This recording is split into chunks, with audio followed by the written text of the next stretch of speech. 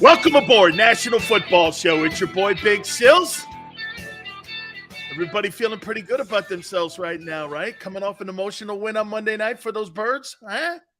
Hit the like button. Appreciate everybody stepping in as you always do.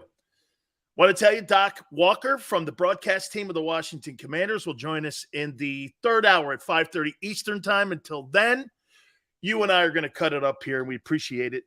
As I always tell you, when you come aboard here and we get a chance to talk some NFL football and some birds here. You know, I'm going to start the show off by doing this. I got to tell you something, this offense that they're putting together here for Jalen Hurts and Philly. It's really, like I said, an anomaly when you look at the other offenses in the National Football League, and it's maybe one of the most unique that I've seen in the NFL. You know why? Look, you can spread the ball around now, throwing it through the air. You run out of shotgun, and you run out of center. You really don't know what to expect when you're talking about what kind of game plan they're going to put together. And that's why it's so versatile on what they did against the Lions and all of a sudden what they changed up against the Vikings. I mean, they're running plays, and I mean running plays out of shotgun. Traditionally, teams don't do that. It has a college feel to it. You know, but it is controlled. There's a college feel to this. And it makes it, and where I'm going here with it, it makes it one of the most difficult teams to prepare for. Like if you're Washington this week, this is not something that you prepare for every week. You traditionally prepare for the drop back guy, a quarterback who's one-dimensional, which makes it really an off one. That's why when I was telling you guys yesterday, do me a favor, stop comparing Jalen Hurts to Josh Allen or anyone else. Because I got to tell you, Shane Steichen and what Nick Sirianni are doing on the offensive side of the football, there is no question. They're tailor-making this offense to what Jalen's strengths are, and you see it. Is he the greatest passer ever? No. Is he the most accurate guy ever? No, not yet. First 2 weeks, not bad. But is he in an offense now? You got to hand it to Howie here. They've built the offense. I heard Rob Ellis say something, Xander, earlier that I think it's point on. And I tell you why I think there's a difference in the offensive side of the football and the defensive side of the football in Philly. Rob made a spectacular point. That offense on the offensive side of the football is pretty much homegrown. All draft choices. You got AJ, obviously, but the rest of them, you know, Zach Pascal, I get it. But the rest of them, 98% of the players that are in the starting 11 are homegrown dudes. That's pretty remarkable. That's pretty damn impressive, actually. And a lot of these guys are not first-round draft choices. They're later-round picks, mid-picks. It's pretty impressive. And when you have that kind of continuity where you're reinvesting in your own talent, especially on that side of the ball, there's something to homegrown. Pittsburgh is notorious for homegrown talent, aren't they? They're great drafters. You rarely see Pittsburgh go into a free agent market and pick up a gigantic player like a Jerome Bettis. Yes, they have done that. But that's not something that they like doing. They like to invest inside their own organization. That's kind of what Philly has done on the offensive side of the ball. I mean, go up and down the line of scrimmage with the offensive line. Every single one of those guys was drafted by the Eagles. That's unbelievable. You can't, maybe a handful of teams that do that. Finding offensive linemen, this is probably more of a testament also to Jeff Stoutland. That you're able to get a kid in the 7th round who didn't even know how to put a helmet on, and now you're putting him in a position to potentially be a 15-year guy and an all-pro in Jordan Mailata.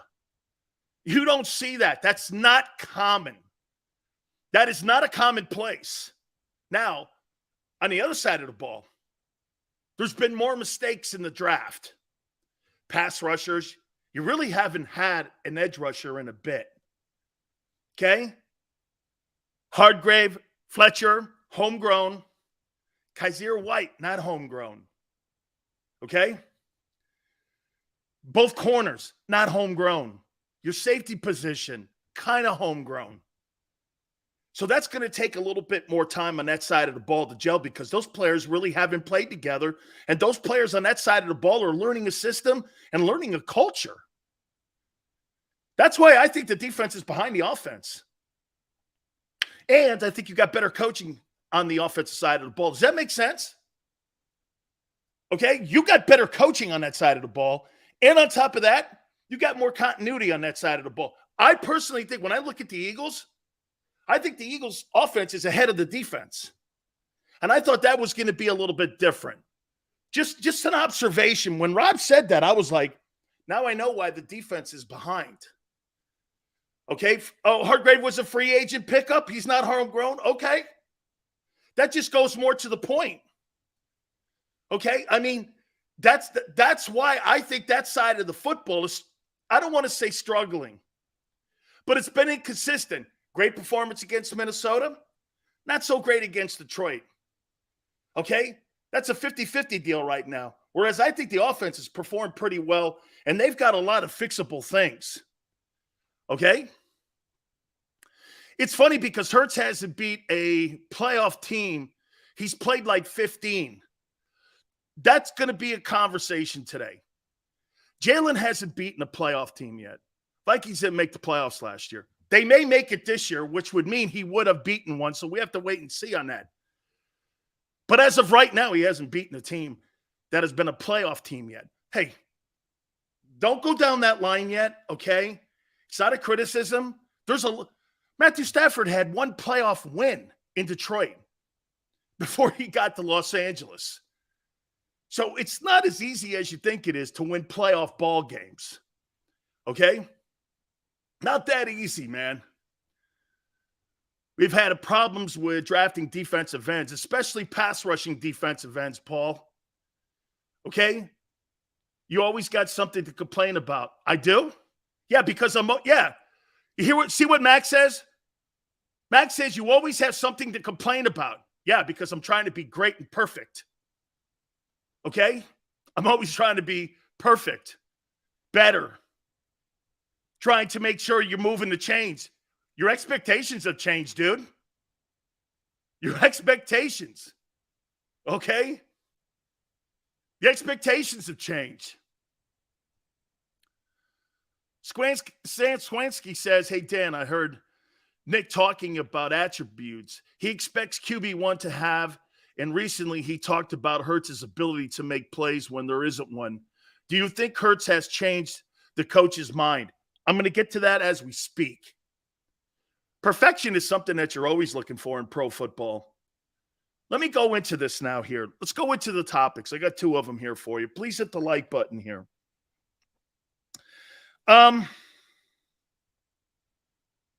Pretty remarkable on what we talked about yesterday with Howie Roseman. It is pretty remarkable. By the way, I got a ton of Eagles topics and NFL topics today. You think Jalen Hurts is Howie Roseman's greatest draft choice? Or potentially playing itself into that position? Since he's been in charge of the Philadelphia Eagles, you think Hurts is his greatest selection? Now remember something. Some would say, what about Kelsey and all these guys? Yeah, but Kelsey's position, as important as it is, center, quarterback position, it's the most important position that a general manager has to get right. A general manager is gauged on getting that position right. And Howie really hasn't gotten it right. The Carson Wentz experiment in Philly went sideways for whatever reason. And we're going to talk about that here in a minute as well. It is Commander Wentz versus Wentz, or Commander Wentz versus Jalen Hurts this week. And I think this is a big game for both teams, internally and externally. Howie Roseman doesn't want Carson Wentz winning that ball game. on Sunday. He absolutely does not. And Xander goes, he's got to win a Super Bowl to make this thing pay off. Remember something. You do have to give Wentz credit for putting the team in position to win the Super Bowl.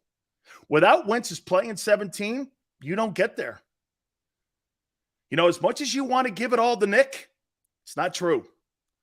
The majority of that season was on the back of Carson Wentz. So Xander's point is correct. And if you're really looking at it, Wentz was instrumental in that championship. As much as you want to take that part of his career away from him, having played in Philly, it's not true. And you know it in your heart. He was as important as anybody that was on that football team in 2017. He had put MVP numbers up the entire season until he got injured. And I get it. Just like with Phil Simms back in the day in 1990, when Hostetler took over and they took the team home, still Phil had an 11-0 run that season. He was 11-0 as a starting quarterback. You start losing ball games early, you're not going to be in a position to have home field advantage. Carson Wentz, you have to do this. Carson Wentz puts you in a position to have the NFC playoffs go through Philadelphia that year. As much as you don't want to admit it, that is true. Without Wentz's play, you don't have home field advantage. And that's a fact. So Jalen does have to take this team across the finish line, something McNabb could never do. Okay. Is he Howie's greatest draft choice? He could be. Because if he takes this team across the finish line, Jalen Hurts will be Roseman's greatest moment as a draft guy. Getting a second-round pick that he was brought in initially to be the backup to Carson Wentz to go on and win a Super Bowl would be unbelievable. Be like finding almost Tom Brady. That's how unlikely this stuff is. You think you're going to find a 6th-round draft choice to win 7 Super Bowls? You think Belichick – remember something about Belichick on Brady. Belichick, he passed on Brady, 5 times?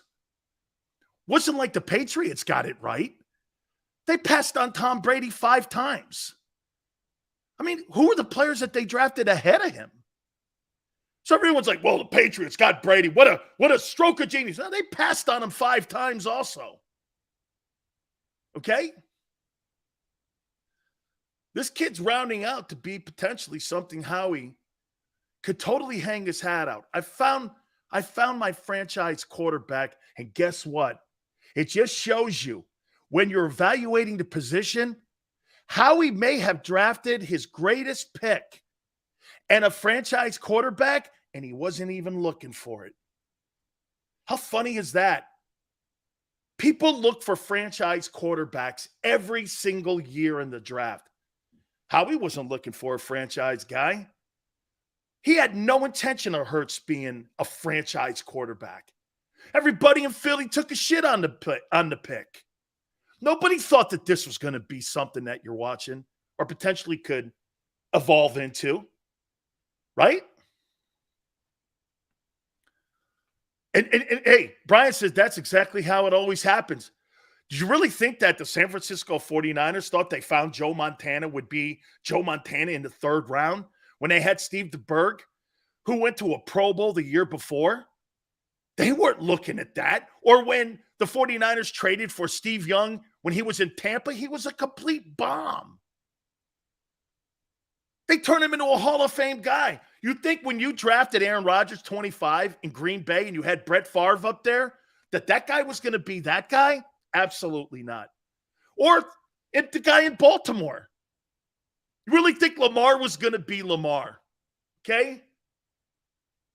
Hey, Big Sills, Jalen said he doesn't need no new friends to continue just to keep doubting him. I don't give a shit what that means. I don't care what that means.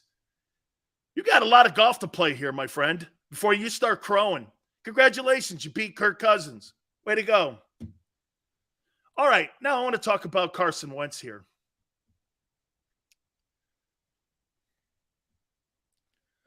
What was the end of Wentz here in Philly? What happened? By the way, statistically, Wentz is outplaying Jalen Hurts so far on the season. Just so you know, every single statistic except for one. 2. 1 loss column and completion percentage. Everything else is completely outplaying him in. So this could be an interesting weekend. Interesting weekend, to say the least. Okay. Xander's like, what matters the most? I'm talking personal matchups here, too. Agreed. 1 loss record.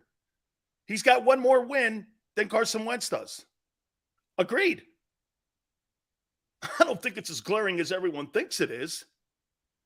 Okay? I don't. Kid's got talent. This is going to be a very interesting weekend for Eagle fans, Eagle management, Carson Wentz, Ron Rivera, and the Washington Commanders. This is going to be interesting. I do think turnovers matter. Okay? And is that something out of your genie bottle, all around auto service? Wentz will fold this week. Book it. Okay. Again, I don't forecast things. I'm looking at what's going on right now, what the 2 players have done after week 2 going into week 3. That's what I just said. That's what I just said. Wentz is at 65%. Jalen's at 69%. It's the only statistic passing-wise he owns. Listen to me. Hey, look at everybody getting upset. Boy, every time the name Wentz is mentioned, you guys go into a fetal position. Relax. Boy, this guy really upsets you, doesn't he? You don't know this guy from a can of paint, but yet you think you do. It's funny. This guy pushes Eagle buttons, man. Why? What happened? Okay, what happened? What happened here with Wentz? Was it the Rams injury or was it the Seattle hit by Clowney? What happened? That it just fell apart like that. By the way, hey, Jim Irsay, you might need to open some of them pill bottles. Your team's 0-2, and you have your head coach coming out saying, hey, I really love the fact we have Matt Ryan. You know why? Because that's the owner's pick. The owner wanted Matt Ryan. Oh, okay. Need to stop comparing all your quarterbacks to Andrew Luck. That's the Colts' problem. The Colts need to do what the Eagles are doing. You know what that is? You find a guy, you build an offense around him. No matter what his skill set is. He's not Patrick Mahomes. He's not Josh Allen. Okay? He's not. He's Jalen Hurts. And he's doing a hell of a job so far. He's doing a hell of a job. What happened to Carson here? What happened? I think management. I think personally, management, at the end of the day, I think they failed him. He didn't win in Philly. Really? He was just as much a part of that Super Bowl as anybody else on that football team. He put you in position in 17 to get home field advantage so that the NFC playoffs can go through Philly. See what GT does? He absolutely wants to give Jalen Hurts all the credit for beating no playoff team, but a guy who put you in a position to win the coveted trophy, you don't want to give him any credit for? That's a mistake, guy. That is a massive mistake. Dan, would you rather have Matt Ryan or Carson Wentz? I'd rather have Carson Wentz. Carson Wentz has won more games over the last 2 years. Carson Wentz beat that Jags team just now with a better team and a better coach. Yeah, you heard me say it. I think Ron's a heck of a coach. Yeah, you heard me say it, and I love Frank. What happened, though? Why can't anyone answer the question? What happened to Carson Wentz in Philly? What happened? What happened? Hold these guys accountable. Hey, guess what? They don't want that conversation. They hate giving him credit. I never realized that till today. Wentz is part of your 2017 photo for the Super Bowl. And I know some of you would like to white it out. You can't. He's part of your history. He's your all-time single-season yardage king and touchdown king. And he puts you in position to win the NFC. How many regular season games were there left that year? 3? 2? It's quite a run. Hurts happened to Wentz. When was this? Carson Wentz has beaten winning teams and playoff teams. He did it last year in Indy. Okay, he did it last year in Indy. That 9-8 record last year by Wentz's Colts was way better than the 9-8 record that Jalen Hurts put up. They didn't beat anybody. That team beat the Bills last year. Wentz's team beat the Bills. I mean, we're not talking about beating nobodies here. Okay. He said out loud that he wanted the Eagles to lose the Super Bowl while he was hurt. I want to see that line.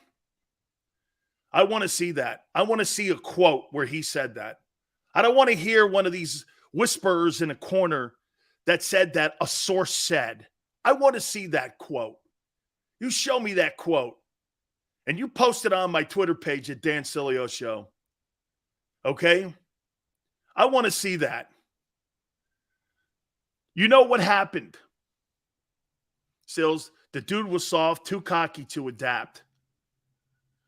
Or how about maybe the general manager didn't like the fact that Wentz didn't want to go back in after the Seattle hit. Maybe he was self-preserving himself and he didn't feel right going back in, but the general manager wanted him to go back in. Okay? They beat a Bills to 8. So what, dude? It's the NFL. You put your dudes out there, go to work. That's a good number. Hey, by the way, I did write down the numbers. Let's take a look at that. So far in the 2022 NFL season, Jalen Hurts, 63 attempts, 44 completions, 69.8% incompletion percentage. Massive improvement so far in 2 weeks. Absolutely. And after the 56 completion percentage in week 1, that's a really great increase because of the Vikings game. That's really good. But again, it's a 2-game composite here. Not quite a trend yet. A trend is 3 games. We'll know more after this week, and we'll be able to look at some of the trends here. 576 passing yards. Not bad. Okay. You know, you're over 250. That's good. Like we said, you're over 250 yards per game. You're on pace for about 4,200 passing yards. He's doing everything we said. 1 touchdown pass, 1 interception. Now, because of Jalen's ability to run, 28 carries, 147 yards, 73.5 yards per carry. Hell, he's the second leading rusher on the Eagle team. Like to see him be the third, but that's okay. That's still a little high when you're talking to carries of 28 carries in the first 2 games, right? You're talking about 14 carries a game. That's a little bit high still. We'd like to see that number a little bit down. All in all, Jalen Hurts' numbers after the first 2 weeks, I will give you this. He's ahead of schedule. Okay? He's ahead of schedule. Now let's go to Wentz's numbers. 87 attempts, 57 completions, 65.5% completion percentage. Both these guys are in the outstanding category when it comes to completion percentage. Obviously, more attempts. And, because Carson's a passer, Jalen's more dual. Again, I'm not criticizing any here. I'm pointing out. Carson Wentz, 650 yards passing, averaging 325 a week so far. In the first 2 weeks of the season, hard-pressed to find too many quarterbacks outside of Josh Allen and people like Patrick Mahomes that are averaging 325 yards in the air. They have to, because their running game really hasn't been much in the first 2 weeks. 7 touchdowns and 3 picks. Well, when you attempt the ball more, there's going to be more chance for error when you throw the ball more and when you're throwing from behind, which in that game he had 2 picks in the first game too, against the Jags. So all in all here, 87 attempts, 57 completions, 65-5, and 650 yards, 7 touchdowns, and 3 picks.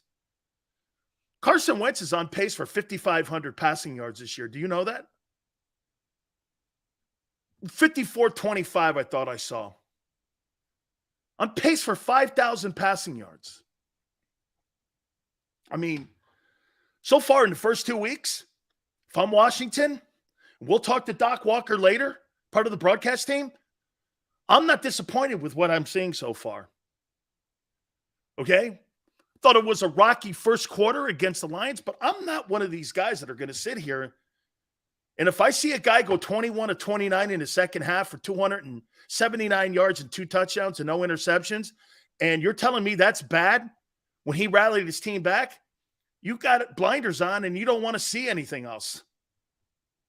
Okay?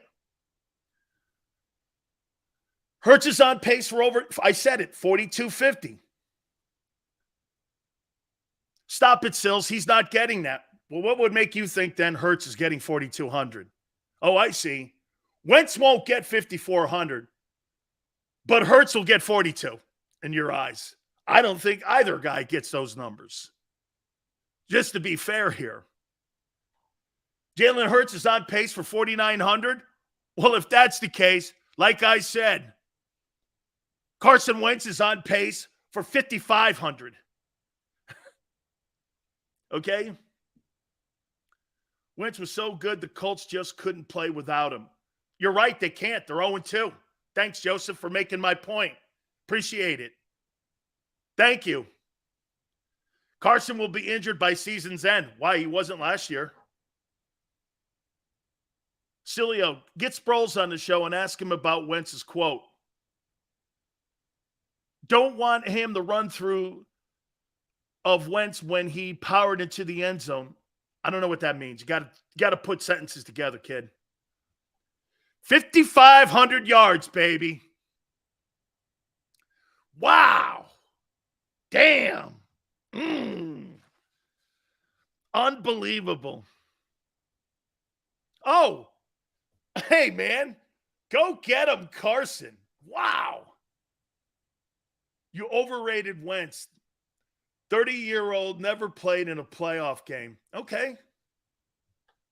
I'm not overrating Carson Wentz as a passer. He had superior statistics and a better season than Jalen did last year. By far. Wasn't close. That's not overhyping. That's not hyperbole. That's fact. That's fact. It's fact. Look at the numbers. 27 TDs, 7 picks. Oh, now football's not a game. I'm talking about being a passer here. And by the way, that Colts team beat more significant teams last year than what the Eagles did.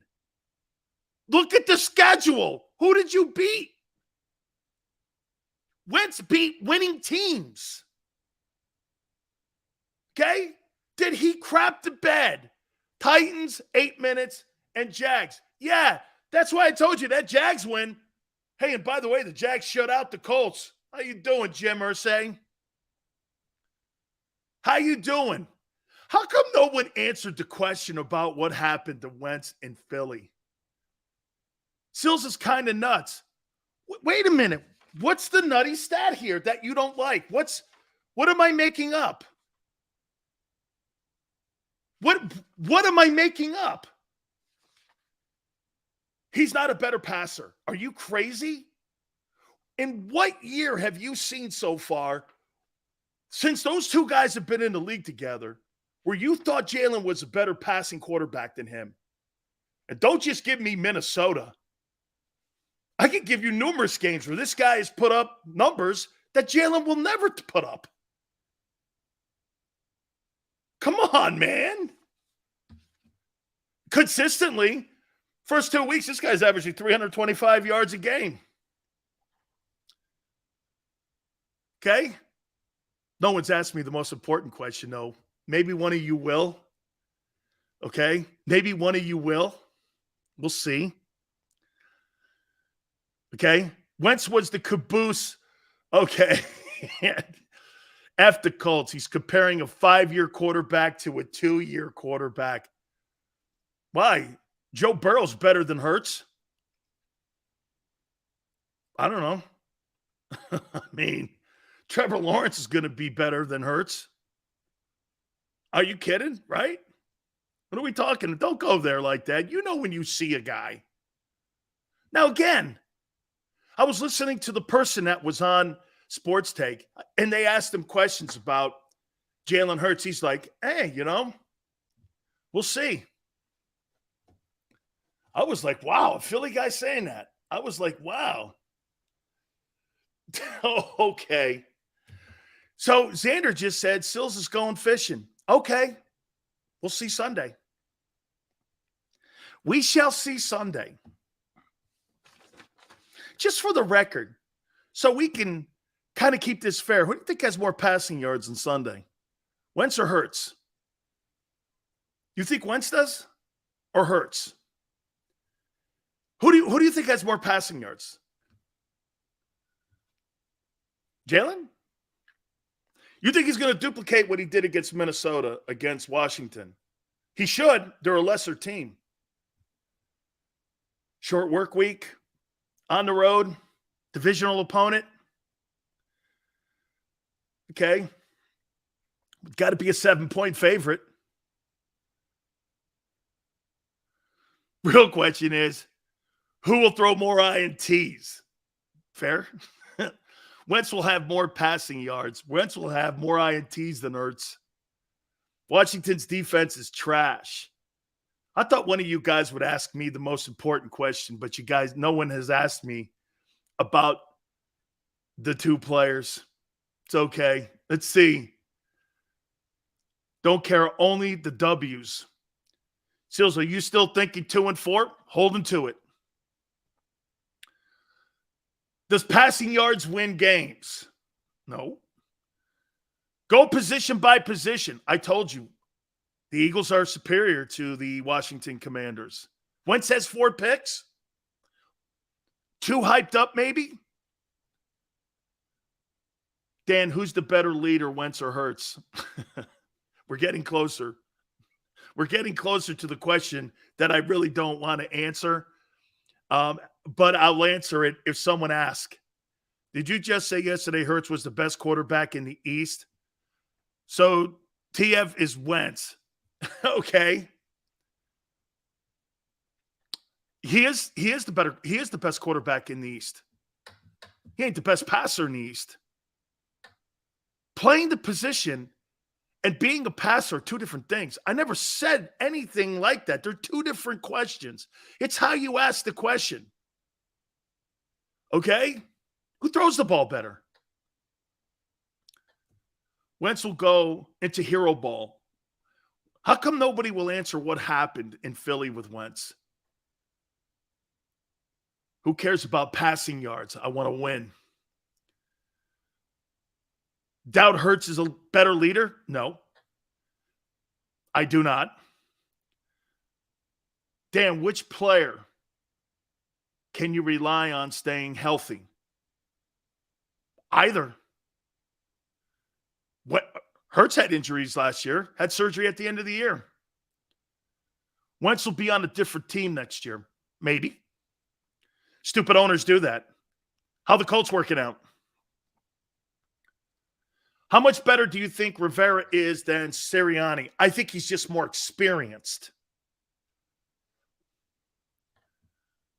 Who cares about who cares what you're asking? Okay. What happened in Philly with Wentz? Crippling injuries all over the offense, forced Wentz into hero ball and completely soured his already rough relationship with the team. Sounds like a management issue then.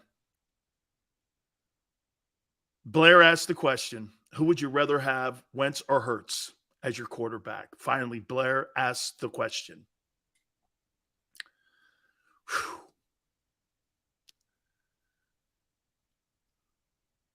Who would you put that up, Xander? Blair's the one. Blair's the one.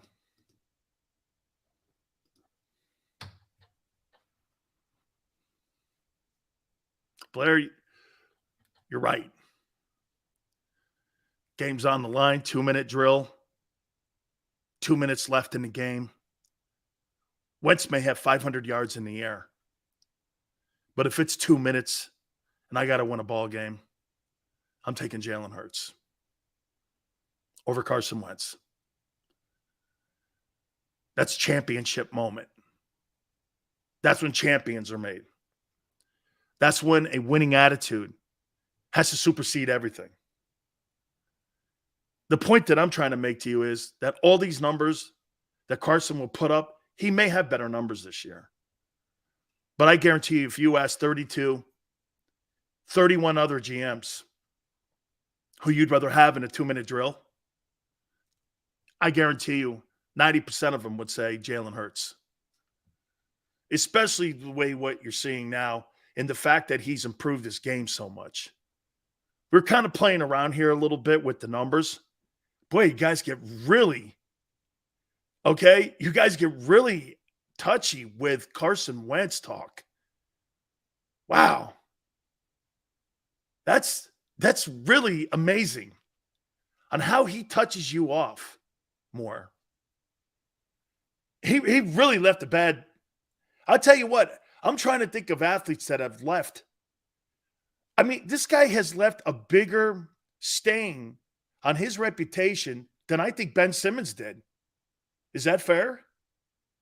There's a lot of people in Philly that look at Ben Simmons and do this. I don't really give a shit about him. But anytime you bring Carson Wentz's name up, boy, I got to tell you, man, you get a cascade of different opinions on what happened on Carson Wentz himself, the management handling of. How do you think management handled him? Okay? How do you think management handled Carson Wentz here? Let's hit on that. I got a boatload of stuff here to go on. Okay? A boatload of stuff. Don't forget, Doc Walker will join us from the broadcast team of the Washington Commanders. We will talk to him at 5:30 Eastern time. Please hit the like button. Big Sills here for Morgan & Morgan, where the fee is free. Means this. If you don't get paid, they don't get paid. They're the number one law firm when it comes to compensation if you've been hurt or injured on the job in America. Nobody is bigger. Morgan & Morgan has been in business for over 30 years, and they've collected for their clients $13.5 billion in settlements. No case is too small. No case is too big. They've got the biggest law firm, as I said, in the country. 800 attorneys and offices in Philly, New York, and in Florida. Make it happen for you each and every single day. Call them at 800-512-1600. That's 800-512-1600. The call is free. The consultation's free. 800-512-1600. And when you do it, please do me a favor and tell them Big Sil sent you. After a car crash, the big insurance companies you see advertising on TV, they may try to downplay your case and might say it's only a fender bender or it's just a herniated disc. I worry that some law firms fall for this BS. not us. We put ourselves in your shoes and ask, what would it be like to be in your pain for the rest of our lives? $1 million wouldn't be enough for me. There's only one Morgan & Morgan, forthepeople.com.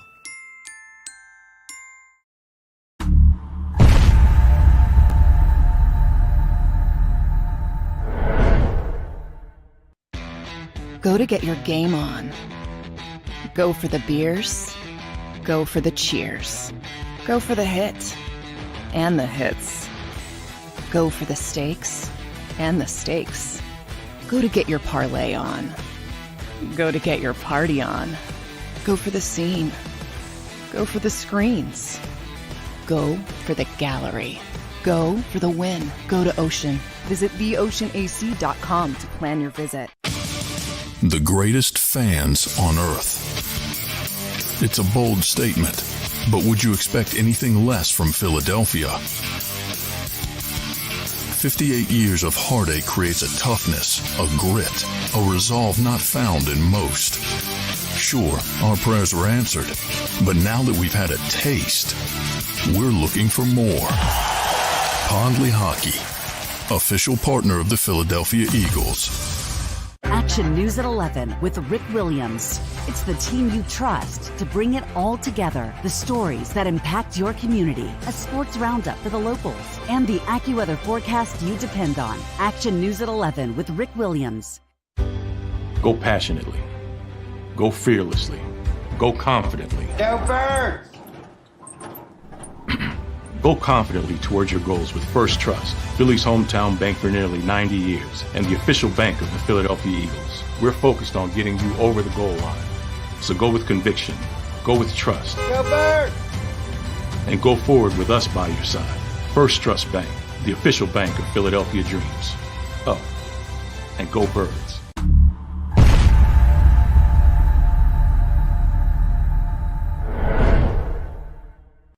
Welcome to Pondley Hockey. We've helped over 100,000 injured and disabled workers obtain benefits, as well as some of the biggest settlements in the state. If you've been injured at work, give Pondley Hockey a call.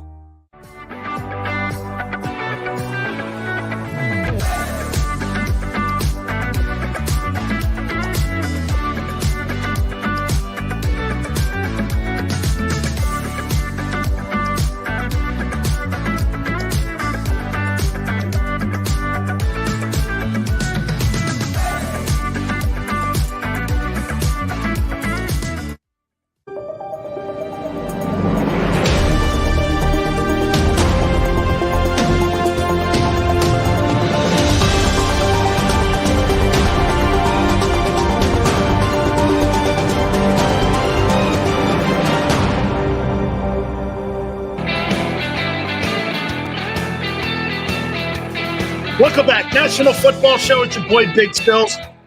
Just reading some of your comments. I kind of get it now a little bit on Wentz. You see, you got to remember something. When you have a diehard fan base like Bills Mafia, the Eagles, Packers, Bears, remember something about Josh Allen. Remember what happened right away with Josh Allen? Remember they went back in his Twitter account and found all those racist tweets that he threw out there? First thing he had to do when he walked into Buffalo, New York and address his team, he had to apologize for some of those racially insensitive comments that he made on Twitter. He was already behind the eight ball. But you know what Bills Mafia did? The Bills organization, they pushed all their chips in anyway, and they gambled. And they rolled the dice on him. And he's come through with flying colors. So far. And when a guy like Wentz disappoints, because they were looking at Carson Wentz to be the same thing as Josh Allen. You know, I thought he was going to be. Okay? And when that letdown comes down,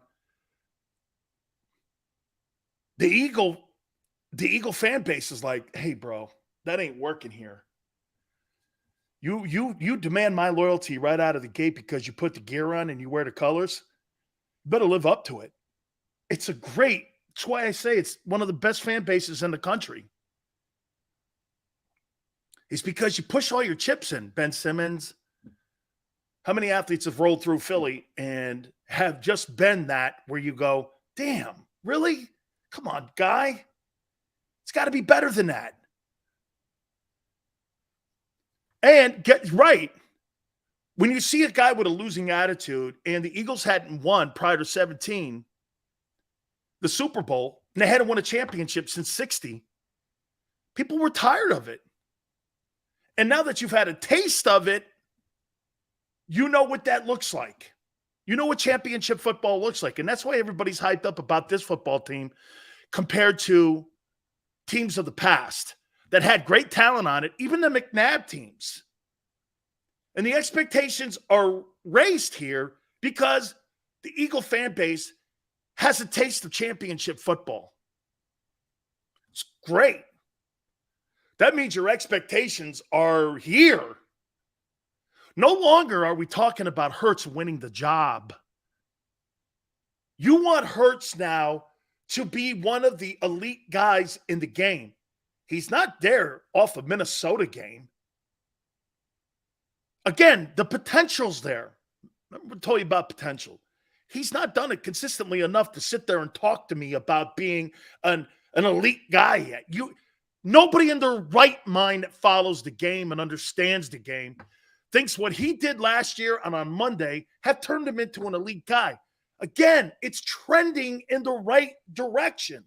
No one is saying that. Will he get there? It looks like he's climbing the steps. Hang in there, though. You thought Carson Wentz was climbing the steps. As a matter of fact, Carson Wentz, earlier in his career versus Jalen Hurts, it's not a story. Wentz was 10 times the player that Jalen Hurts was in his first 20 starts. It wasn't close. And you know that. You think Hurts has gotten out to the same start that Carson Wentz did? Not happening. It's not true. He's a different style of player, though. And people have to take that into consideration. Okay? Here, let's take a look at this. Okay? I already know this. Okay? Here, let's take a look at something here. Carson Wentz stats. Okay. Carson Wentz's stats in his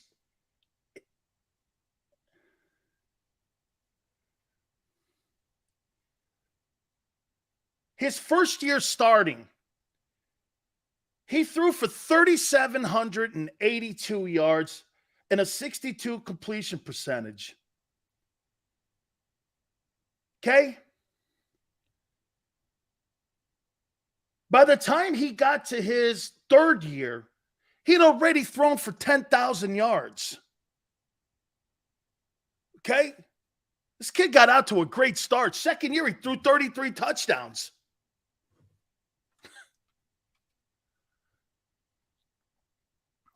So again, it's trending there. Okay, I want to get off. I want to get off this topic here for a second. I want to transition over to this. Hey, Jordan Davis. Where is this kid? Where is this kid?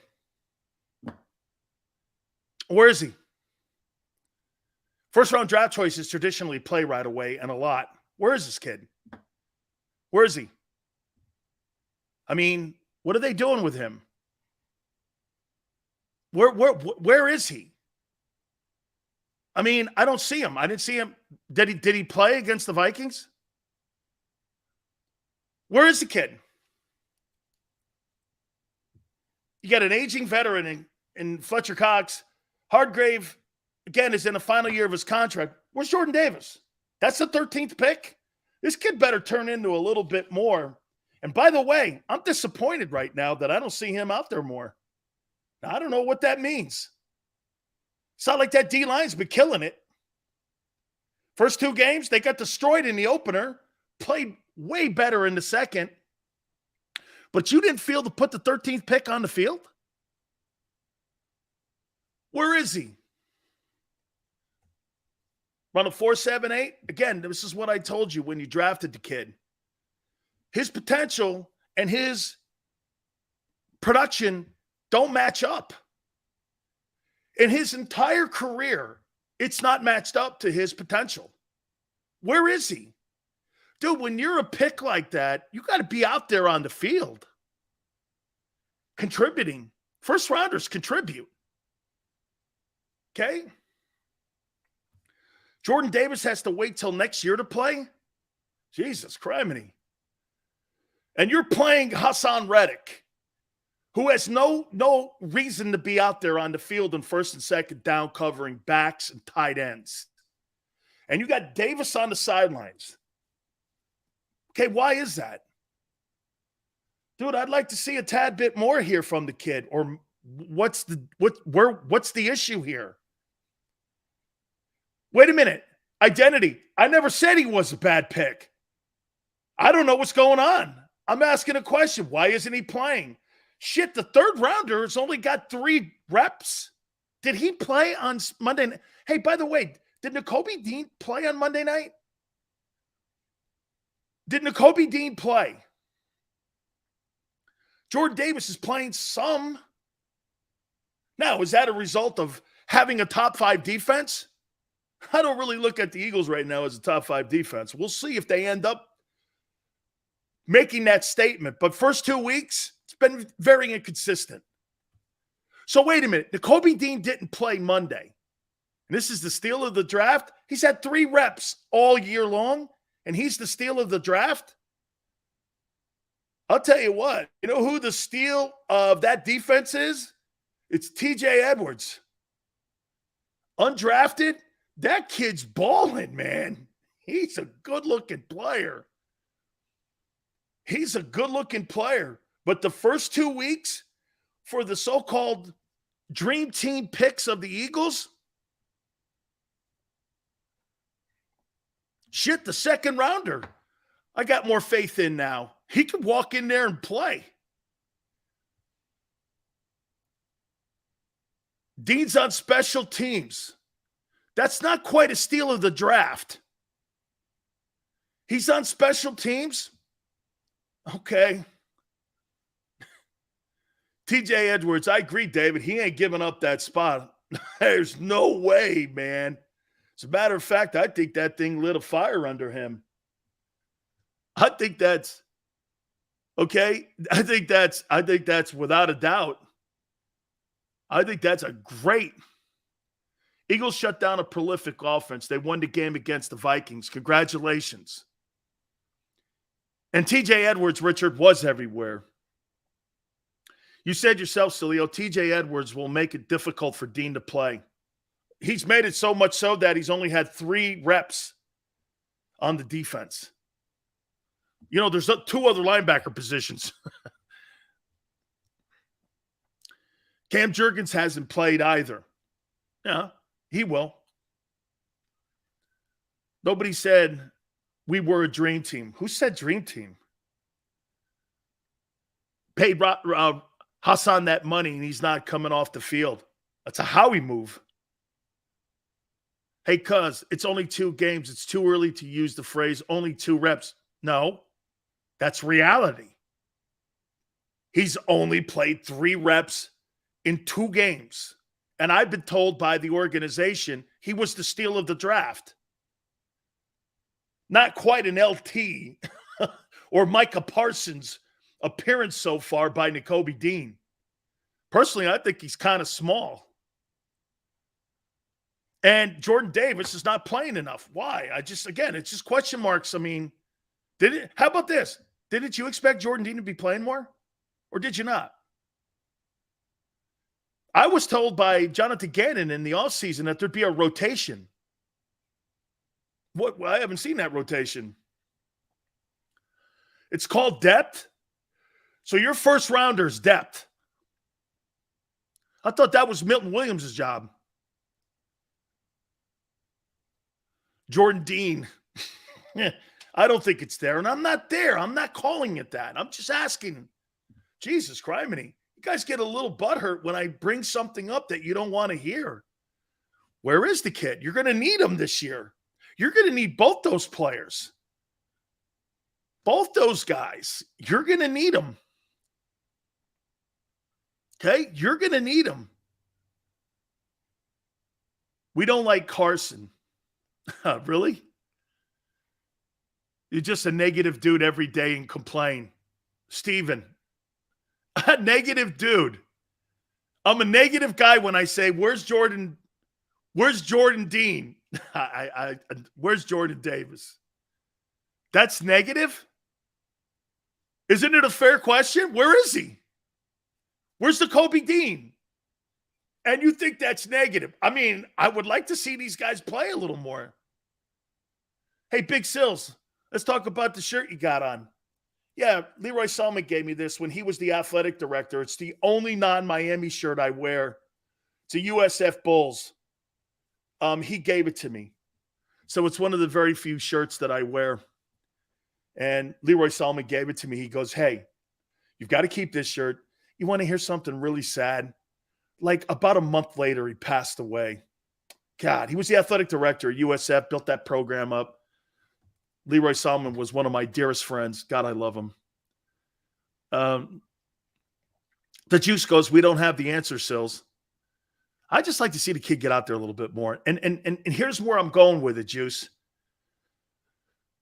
Jordan Davis can't be just the first and second down, and you consider that pick in the first round legit. He can't just be a run stopper. He's got to be a factor on pass rushing. Okay? He's got to be a factor. You draft run stoppers in the third and fourth round, not in the top 3 rounds. Okay? Those guys are slugs. Those guys just go out there and keep space. He's too talented for that. Davis will grow into his role. What do you think? He's on a GI Bill? Grow into his role. Dude, you don't have this. There's a sundial on you when you come into the league. What do you think? You could walk into an office like every other guy does and sit there and hide under your desk for 5 years? That's not what the NFL is, man. You got to show up today. You got to perform now. You can't hide under your desk in the NFL for 5 years and management finally asks you to do something. Okay? Davis can do it all. Chill. He had 9 sacks in Georgia in 43 games. I don't believe it. I don't think he's a pass rusher. He'll never be a 10-sack guy. You'll be lucky to get 6 out of him. Never be that guy. He's never been that guy. Now he's going to be? We'll see.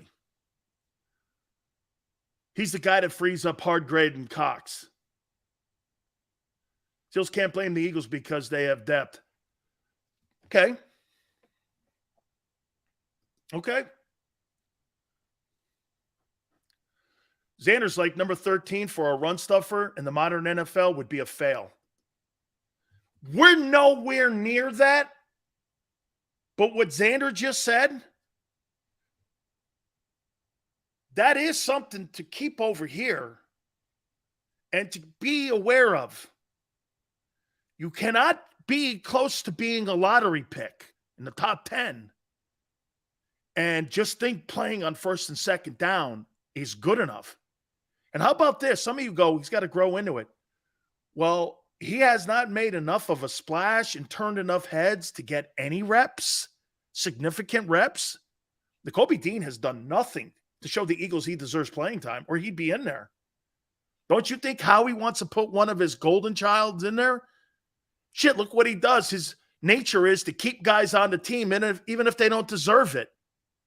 And he's going to play guys because they're his guys.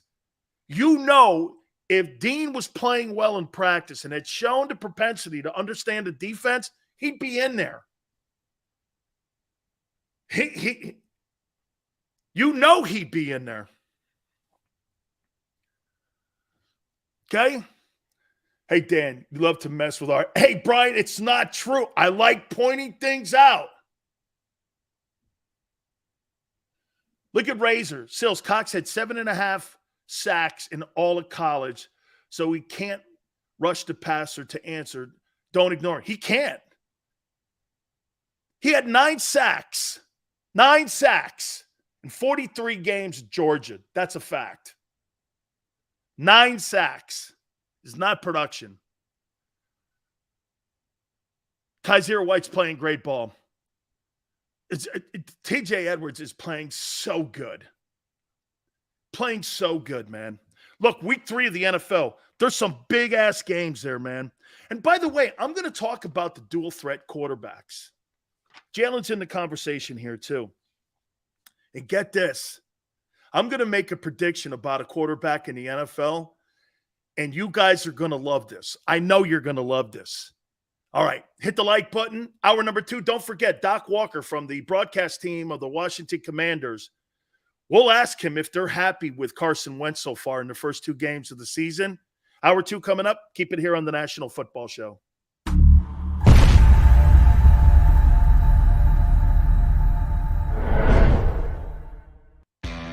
Go to get your game on. Go for the beers. Go for the cheers. Go for the hit and the hits. Go for the steaks and the steaks. Go to get your parlay on.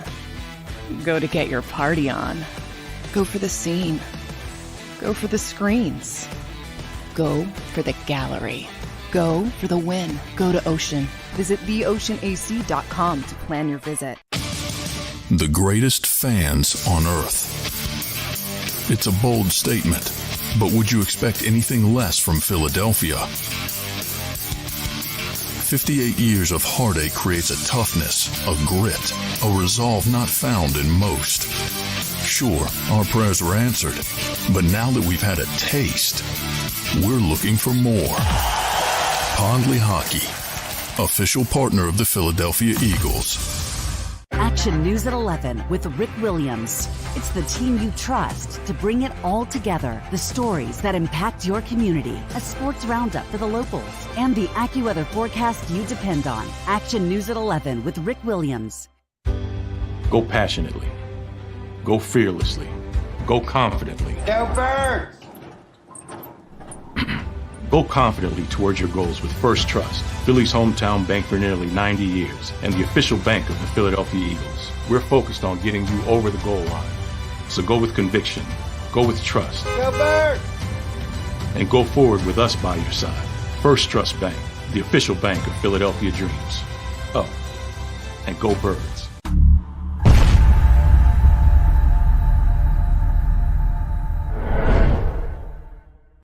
Welcome to Pondley Hockey.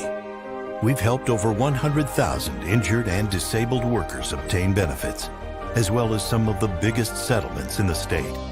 If you've been injured at work, give Pondley Hockey a call.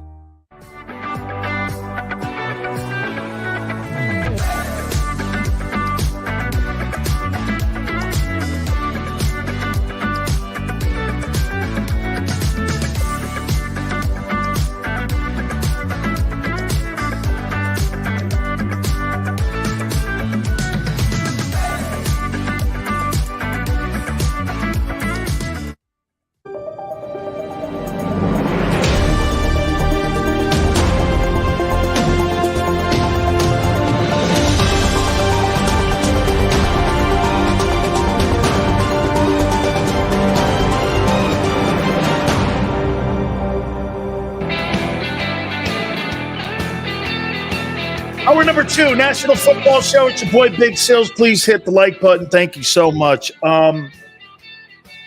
Congratulations to Tua Tagovailoa.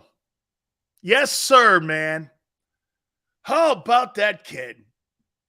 Alabama quarterback is the AFC Offensive Player of the Week. Wow.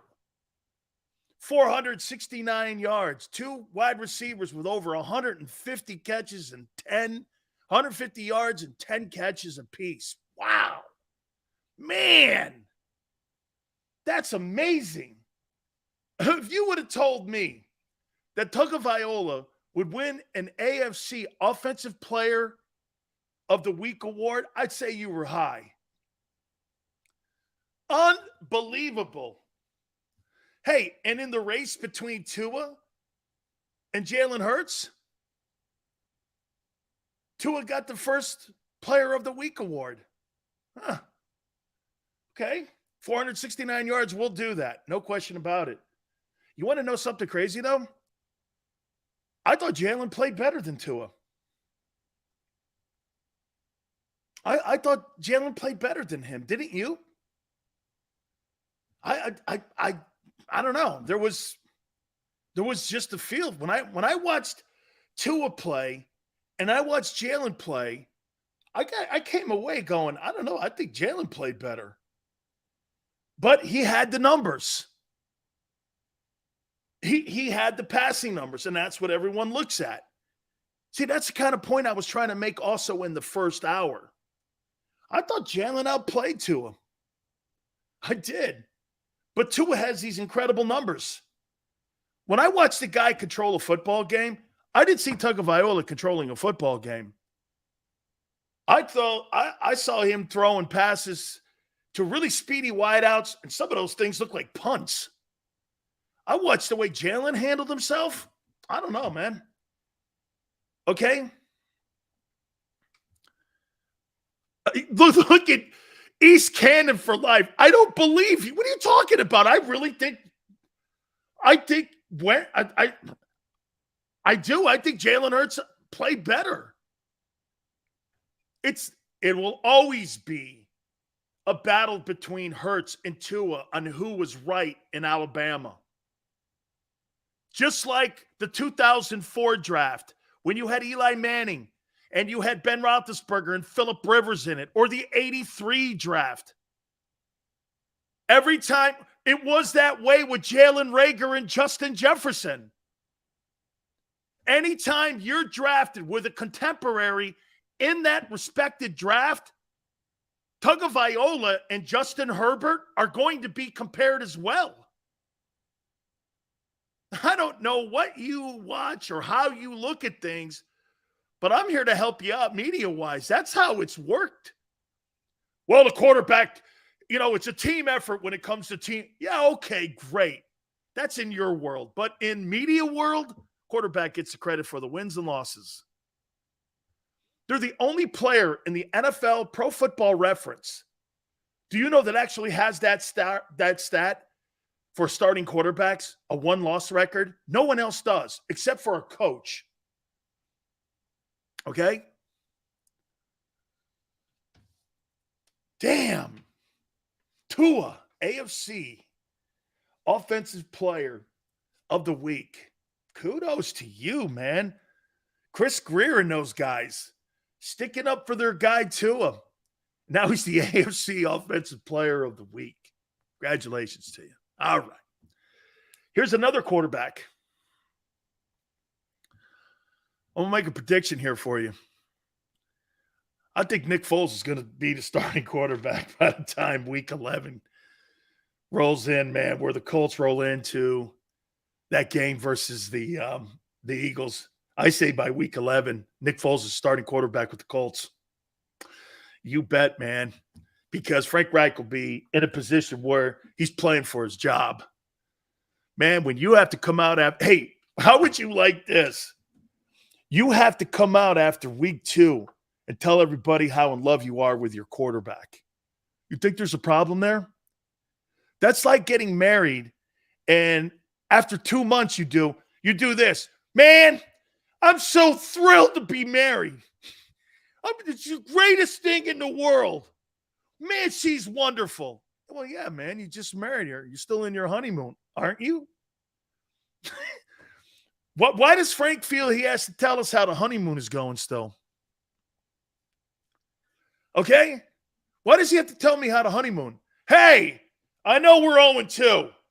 I know shit's not going well, but I really love my bride. Yeah, I'm not buying it, Frank. I'm not buying. Nobody in the world is buying it. You know Chris Ballard, too. The GM and him are, dude, they're not on a hot seat. They're on a skillet. Because you know why? This goes back to Wentz. You gave up a first rounder. I have to eat $38 million again. And I gave the Eagles a 1. And now we're 0-2. Whoa. Hey, man, that thing's deteriorating. Okay? And it is going down. This thing's worse than the Titanic. This thing's just about hit the ocean floor, man. And Nick's going to have – can you imagine if Nick comes in there and he says Frank Reich again? Holy cow, man. That'd be another great moment for Foles. He goes in there and he just wins. That would be amazing. I'd love to see that for Nick, man. Okay, I would. Dude, look at the money. Look at the money that you put out there, man. Look at the first round draft choices and equity in the last 2 years that you fumbled around with the quarterback position, and then you allowed your owner to meddle. You had to. Guys all hopped up on oxycodones and drinking shots. Hey, where's Andrew? Dude, you might want to call Andrew Luck up and see if he come out of retirement for you. He ain't that old. Dude, that thing's a shit show. Hey, Nick Foles is better than Wentz. There you go, baby. I think Frank would cap Carson over Matt Ryan. Hey, all I can tell you, man, I think that happens. All right, man. Yeah, I could see Nick Foles starting. So wait a minute. Foles would start against the Eagles, and Wentz is starting this weekend. Boy, you better not lose to those two guys. Oh my God. Don't lose to them two dudes. Don't lose to those two guys, man. That would be a problem if you end up losing to Foles and Wentz. Can you imagine if you got swept by Wentz? Oh my God. Oh man. Let's take a look at week 3 of the NFL. I'm surprised Frank is still the head coach of the Colts. I see Frank more of an OC than a head coach. Jeremiah, he's actually got a winning record, though, man. He's actually done a pretty decent job there. But anytime you screw the quarterback thing up, it is always an anchor around a franchise's neck. Always a franchise. It's a franchise killer, and it's a coach killer when you don't have the right guy there as your signal caller. Paul says, I don't think Frank Reich wanted Wentz out of Indy. I don't either. Personally, I don't think Chris Ballard did either, because both guys know he didn't play bad last year. He played awful in the Titans game, and he played awful in the Jags game. And I don't really think he had a great Raider game before the Jag game. That set that whole thing up. There were probably – how about this? I heard Phil Simms say this last year. For about 13 weeks, Wentz was playing great football. Okay, you got to finish the deal. He played some pretty good ball last year. Stats prove it. Alexander says, don't sleep on Washington. The Eagles will, because they're coming off an emotional high win on Monday. You watch. This game's going to be close. Stop it, Sills. You wouldn't love it if the Commanders swept us. I wouldn't. It's not good for my show. Absolutely. Why would that be good for my show? You know that. More this kid wins, the more I look wrong. I do not want to sing. I ripped up the song sheet that I had in front of me. I do not plan on singing again. I know some of you think I will be, but I plan not to. Okay? Week 3 of the NFL. Pittsburgh and Cleveland on Thursday night. This is what Andrew Berry's saying, the former Eagle executive. Please, just another win. will be 2-1 after week 3. And we're rolling to Deshaun Watson. In Heavenly Father's name, amen. Hey, can you imagine if they have a winning record by the time they get to week 10 and Deshaun Watson's allowed to step on the field again and start practicing? The Browns would be a force for the remaining part of the season. I just don't know if they're going to be in it because there's so many good teams in the AFC. But if the Browns weather this, do you know how much money? Oh, yeah, that's right. He ended up having to pay like $5 million in a penalty and in a fine. Yeah, okay. He ended up, because it was only going to be $339,000, according to that judge. Dude, can you imagine if that kid and the Browns are above water? Okay? And Xander brings a point up. Will it take Watson time to get up to speed?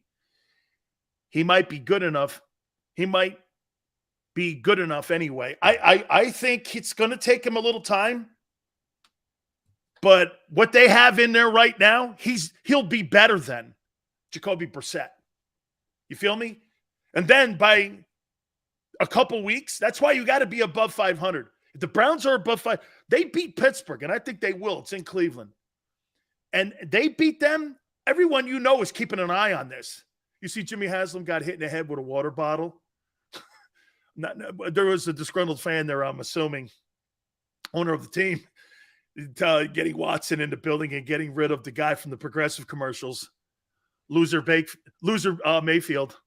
He's no longer Baker because, Bakers make things, okay? He's loser Mayfield. Sunday games. Houston, Chicago. Wow. Here, let me just cross that out. One game I'll not check in on. Oh, and by the way, Justin Fields, that ain't happening. Hey, good luck on C.J. Stroud. I'm sure you guys really will like him. Because those Ohio State quarterbacks, like Big Sales has been telling you, always plan to being great NFL quarterbacks. Yeah. Justin Fields, man, that thing's a train wreck on wheels, man. And you know what's keeping him in the game? He's a good athlete, but he won't last because he can't throw. So someone's going to clock that kid. Someone's going to clock that kid, man. Okay? His team is, Xander goes, his team's a bigger train wreck. Well, guess what, Xander? They've been a train wreck like that for how long now? 10 years? 12? How many years have they been a train wreck? God, I mean, what's the last quarterback they had in there that was decent? I don't know. Raiders at Tennessee. What happened to Tennessee? Number 1 seed. Hey, how much of an impact has A.J. Brown not been on? Big Sills may be wrong here. Look at Tannehill. Dude, they're talking to replacing Tannehill. I mean, Derrick Henry hasn't carried the mail there for them. They're 0-2. They lose this game. Mike Vrabel was the NFL Coach of the Year. Raiders better do something too, dude. You get Devontae Adams? Hey, how you doing? Raiders, Josh McDaniel. How's that second time going? Not so good a start. Kansas City, Indy. And it's in Indianapolis at Lucas Oil. Ooh, boy. Franco's 0-3. Pill Popper will go nuts that game. Jim Irsay will go crazy, won't he? Oh, man. I don't know, man. I mean, shit, man. They'll catch this guy on this dude, he'll be on I-80, man, somewhere at a rest stop. Hey, what's all this, man? I don't know. We're 0-3. Dude, what happened here, man? Kansas City's a good-looking football team. And I thought that you'd see a little bit of, of a setback in the passing game. Patrick Mahomes is killing it. I'll give you the predictions as I always do on Friday. Yeah. Loser Mayfield. That's the new name for that guy. Buffalo at Miami. There you go. Tagovailoa, offensive player of the year in the AFC. Big game. Hey, what if Tua beats Buffalo? Man. Nick Saban got it right. Man. Tagovailoa beats Buffalo. Dude. Tua might win the job with this game.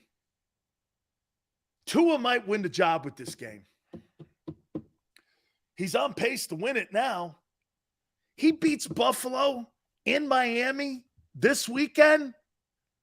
This is a career game for him. Okay? It's a career game. Go get him, Tua. Beats Josh Allen? Shit. Xander would be right again. Oh, here we go. Detroit, Minnesota. Two teams that the Eagles beat. Interesting game. Interesting. Watch the guy at Minnesota, Kirk Cousins, throw for 400 yards in this ball game. Watch. He does that, man. I've never seen a guy play. I think D. Gunn said this earlier. You put this guy at 1 o'clock on Sunday, this guy kills it. You put this guy at 8 o'clock at night, he gets killed. I mean, I've never seen a guy like this in my life. He's 2-10 on Monday night. Unbelievable. Baltimore at New England. Interesting ball game. Man, Lamar Jackson, he is on. Dude, he wants to win some ball games because he wants to get paid. He does, man. I love Lamar Jackson. What an absolutely great football player. New Orleans and Carolina. I say Baker Mayfield loses his job when Sam Darnold comes off IR. You watch that whole thing, man. He'll be just another dude's. This guy was the number 1 overall pick. And Jalen Hurts is 10 times the player he is. Nobody in their right mind would go, I would think even Chris Sims now, nobody would say, well, give me Mayfield over Hurts. I mean, it's disrespectful, actually, to bring up loser Mayfield's name and put it in Jalen Hurts right there. I mean, it's disrespectful, actually. Yeah, man, no way. Cincinnati at the Jets. Bengals better win. The better win.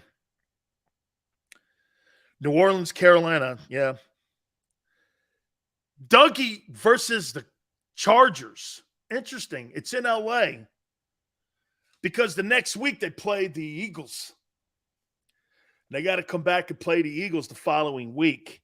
So they're going to LA, then they're coming back home, then they're flying up to Philly. That's a lot of travel, man. So you're going 3,300 miles to go play the Chargers. You're flying back 3,300 miles to home in Jacksonville. Then you're flying up the coast to go to Philly. Boy, you got me on the airplane a lot. Don't be shocked if you see Jacksonville, fly directly to Philly and stay up there. That's a lot of travel. You're asking your players to do a lot. I would fly directly from Los Angeles up to Philadelphia, and I would stay up there and practice up there at some facility. Maybe even come in on Wednesday, just so the players can have some decent rest. Raiders versus Arizona. Kyler Murray playing that schoolyard ball. That's not going to be conducive to winning a lot of games this year, in my opinion. Atlanta at Seattle. What a dog. Green Bay at Tampa, and they suspend. By the way, did you see it? Mike Evans, that decision has not come down yet. And I would say this to you. Well, wait a minute here. You're going to suspend a player and rig the game and take one of the premier players off the field for Tom Brady in a game that could decide home field advantage? You might want to rethink that a little bit. You got two teams that are vying to be a top seed in the NFC, and the league is taking Mike Evans off the field for the Bucs. Hey, I might have a problem with that. I'd be like, dog, man, not cool. And Marcus Lattimore didn't get suspended. San Francisco and Denver, you talk about two teams going in different directions. You know the 49ers are favored in this game? Because they put Garoppolo in there. Oh, Because they put Jimmy G back in there. Holy cow, man. Yeah, they put Jimmy G back in there. Man, I can't wait for this weekend. Now, let's go over to this conversation. Shaping up to be a pretty good week 3 in the NFL, isn't it? Here are the dual quarterbacks that I've written down that are the elite guys in the league. Okay? Let's see where Jalen falls into this with the elite players. Now, watch this.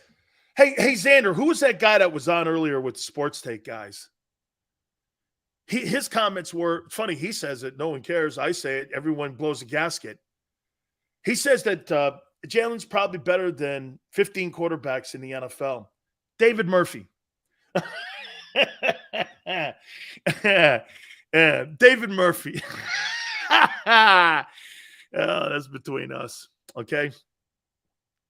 He says, yeah, Jalen's probably better than 15 quarterbacks in the NFL. Okay. Well, I was kind of interested when I had him a little higher than that right now, but okay. That's how he saw it. Wasn't my guess. Here's the elite guys. Hey, he's candid for life. I didn't agree with that. I didn't agree with that. I think the kid's improved a lot, and I think the kid, if he keeps improving, he could push himself maybe into the top 12, 10. It'd be quite a story going from like 19 to 10 in 1 year. He would deserve quite a conversation at the end of the year on what you're going to do with your quarterback and how much money you're actually going to pay. Oh, and by the way, we're also going to have a story and a conversation on who gets sacrificed when you pay your quarterback. Someone has to go. Remember that. Someone has to go. Keep that in mind. Josh Allen, he's not better than Josh Allen. Lamar Jackson, he's not better than Lamar Jackson. Reigning MVP. Guy's won 80% of his ball games. I mean, he's come on. Kyler Murray. This is where it gets interesting. Kyler Murray just got $230 million. And I'll tell you this, I'd feel more comfortable starting Jalen Hurts on my team over Kyler Murray. Do I think Kyler Murray is a better thrower of the ball? I do.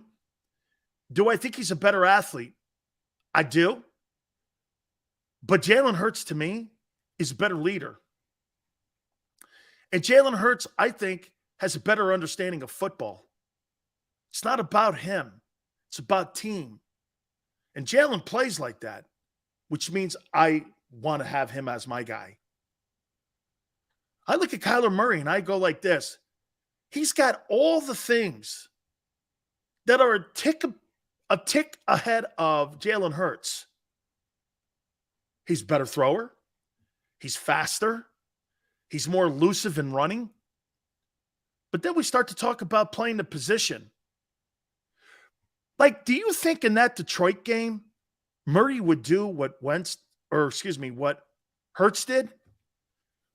Instead of taking minus yardage, throwing the ball out of bounds so he doesn't take the minus yardage, and he would take the incomplete pass, and it would look to be he didn't really have that great a passing game outside of the 155 to A.J. Brown. But when you dissect it, and I came back and I thought strategic-wise and strategy-wise, I thought Hurts, I thought he thought himself around that Detroit game magically. I thought he was great in that game. Team was coming back on him. There was something about the way he played that game that made me go, wow, man, this guy does not believe in statistical stats. He believes in W's and L's. That's it. He's going to do anything it takes to win ball games. Kyler Murray's not that dude. Kyler Murray doesn't get his way. He erases your name from all of his social media stuff. He starts bitching and complaining until he gets his lollipop. And I hate that. You can't be that guy in that position and act like that in my book. And I think the Arizona Cardinals, there's going to be a moment this year where that's going to rear its head. And you're going to see I'm going to make a prediction to you. By the end of the year, there'll be an adversarial relationship between Cliff Kingsbury and Kyler Murray. You want to bet? That if that team starts to melt down a little bit and they don't make the postseason, Cliff Kingsbury will be the guy out the door.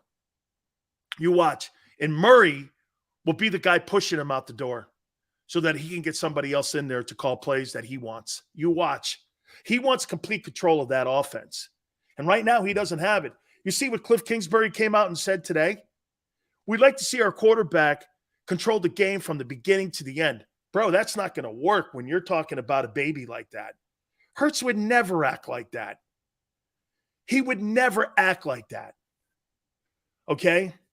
Kevin, you are so wrong about Lamar Jackson being a shitty leader. Are you crazy? There is nothing that Jalen Hurts has done in his career that resembles what Lamar's done. Nothing. Nothing. Nothing. So before you start talking about Jalen versus Lamar Jackson, there's no conversation there yet. Yet. Not yet. This guy's a unanimous MVP, led the NFL in touchdown passes, and is a weapon, consistently a weapon. Not close. Okay? Not close. Where's Jalen in these three guys right here? Josh Allen, Lamar Jackson, Kyler Murray here. Where would you put him? Maybe I'm missing someone. Is there another dual threat guy? I don't really think is Russell Wilson dual threat? Kind of, I guess. But he's more of a thrower. Okay? Okay? Second, behind Josh Allen, not me. I would say that he is third ahead of Kyler Murray. Let me tell you something, though, guys. Why that's significant? Josh Allen is a $200 million quarterback. Lamar Jackson's going to be a $200 million quarterback. Kyler Murray is a $200 million quarterback. You're starting to get into conversation about $200 million here. You keep yourself in those guys' rooms. Jalen's in that conversation with those dudes. That's a big payday coming. You start talking about Lamar Jackson, Kyler, even if we hate Kyler, Kyler got paid.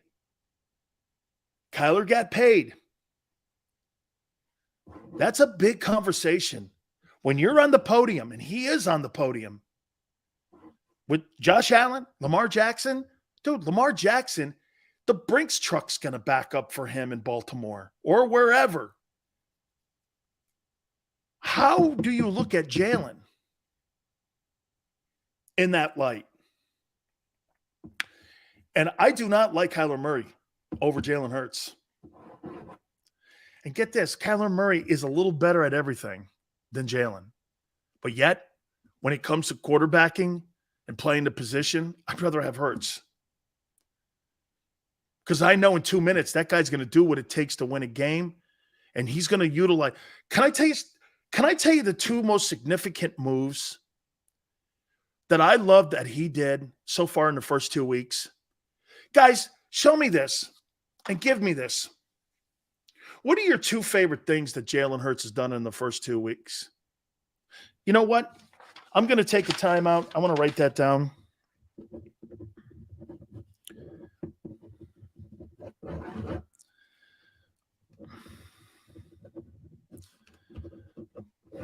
I want you to think about it.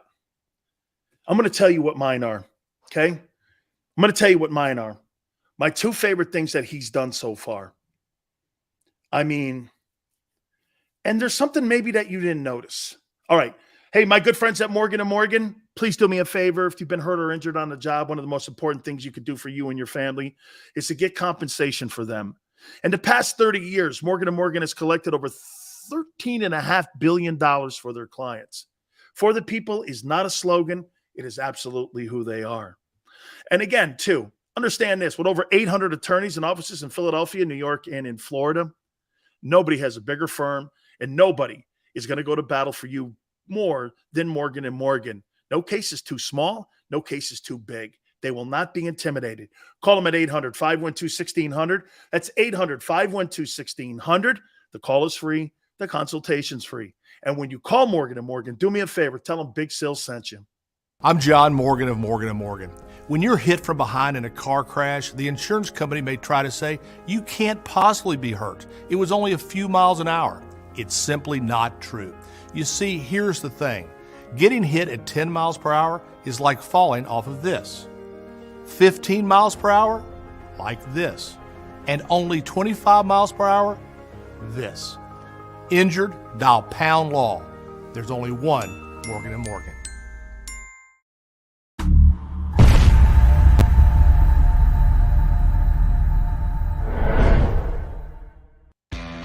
Go to get your game on. Go for the beers. Go for the cheers. Go for the hit and the hits. Go for the stakes and the stakes. Go to get your parlay on. Go to get your party on. Go for the scene. Go for the screens. Go for the gallery. Go for the win. Go to Ocean. Visit theoceanac.com to plan your visit. The greatest fans on earth. It's a bold statement, but would you expect anything less from Philadelphia? 58 years of heartache creates a toughness, a grit, a resolve not found in most. Sure, our prayers were answered, but now that we've had a taste, we're looking for more. Pondley Hockey, official partner of the Philadelphia Eagles. Action News at 11 with Rick Williams. It's the team you trust to bring it all together. The stories that impact your community. A sports roundup for the locals. And the AccuWeather forecast you depend on. Action News at 11 with Rick Williams. Go passionately.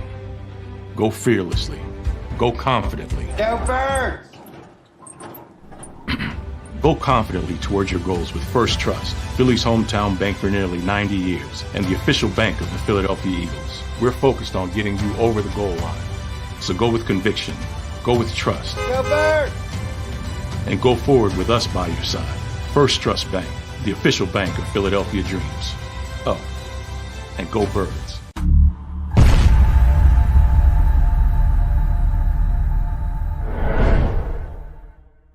Welcome to Pondley Hockey. We've helped over 100,000 injured and disabled workers obtain benefits, as well as some of the biggest settlements in the state. If you've been injured at work, give Pondley Hockey a call.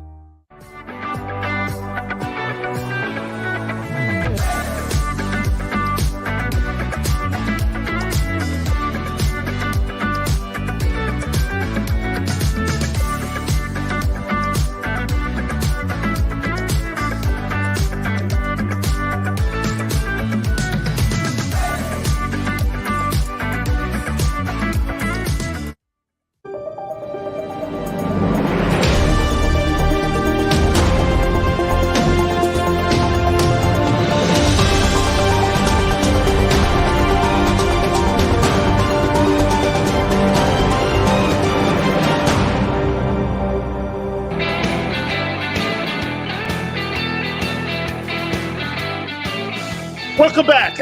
Big Sills, please hit the like button. Thank you so much. Don't forget, Doc Walker from the broadcast team of the Washington Commanders will be with us in the final hour, 5:30 Eastern time. Former Redskin and now broadcaster with the Commanders will join us, and we'll get his thoughts on Carson Wentz. Are they happy with him? 1-1, kind of a mixed bag on how you look at where the Commanders are. I think their offensive line right now is in ruin. So we'll talk a little bit more about that. By the way, I heard D. Gunn say something earlier today on Sports Take. You think the soft schedule will hurt the Eagles in the end when they have to play against dominant football teams that are true? And by the way, I don't know if there's really any dominant teams in the NFC. So when I heard him say this, I was like, how many dominant teams are there really in the NFC? Now, look, to put that in comparison, take a look at, say, Kansas City, okay? And take a look at where the Chiefs are or the Bills are. And when you're talking about scheduling, and when you're talking about teams getting ready to play, and when you play against elite quarterbacks and elite teams, Kansas City Chiefs schedule. I mean, could you see that being a problem here for the Eagles because of the soft schedule? I mean, look at who they play. This is the Chiefs. I mean, this is Kansas City's 2022 schedule.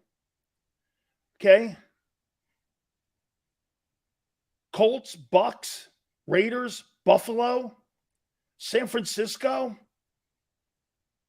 I mean, take a look at even Buffalo's schedule. Let's look at Buffalo.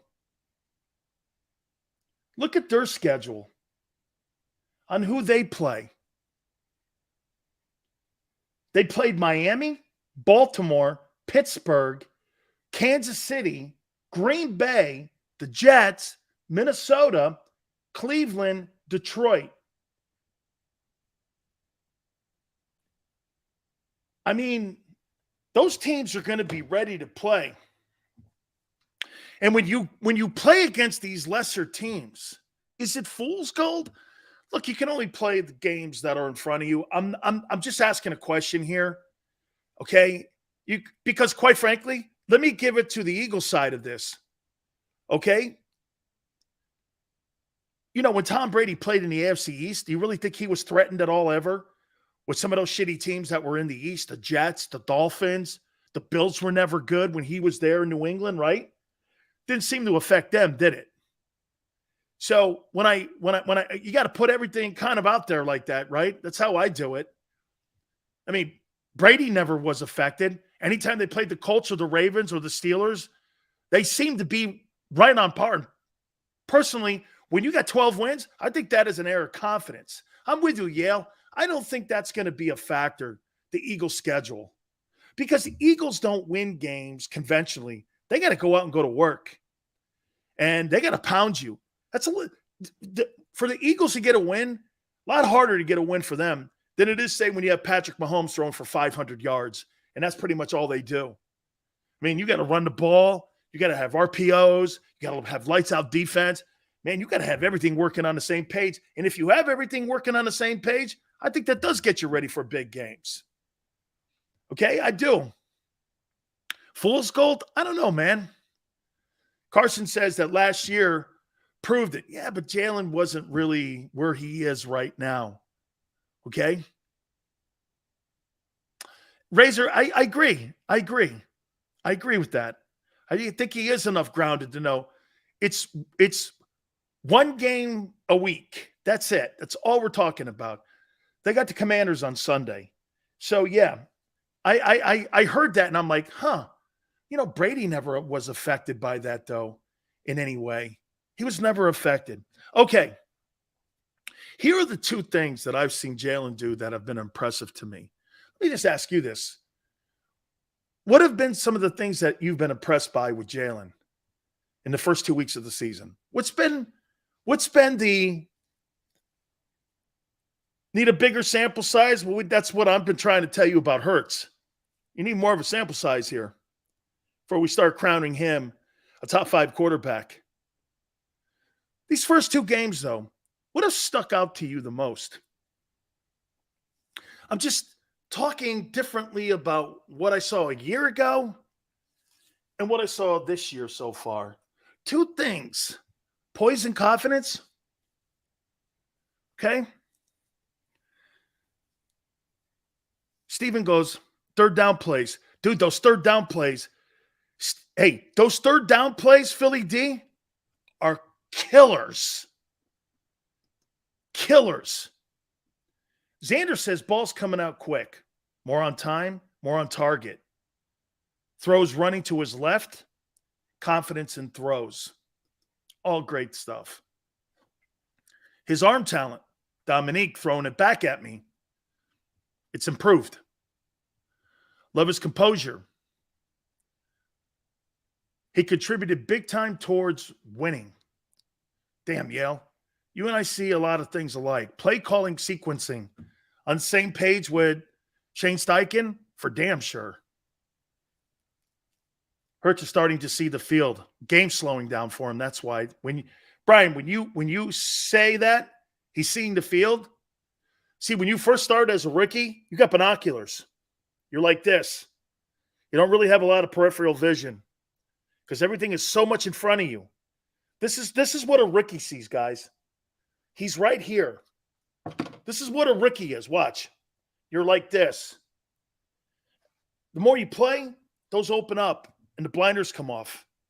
Okay? And those blinders start to come off a little bit. Running also has reached a new level. He carried 3 grown men 5 yards into the end zone when he scored that touchdown on Monday night. Being accurate is always the difference, okay? Let me tell you 2 plays that stuck out to me. Man, I got to tell you, in Detroit, I can't get over how he sacrificed stats to win that game.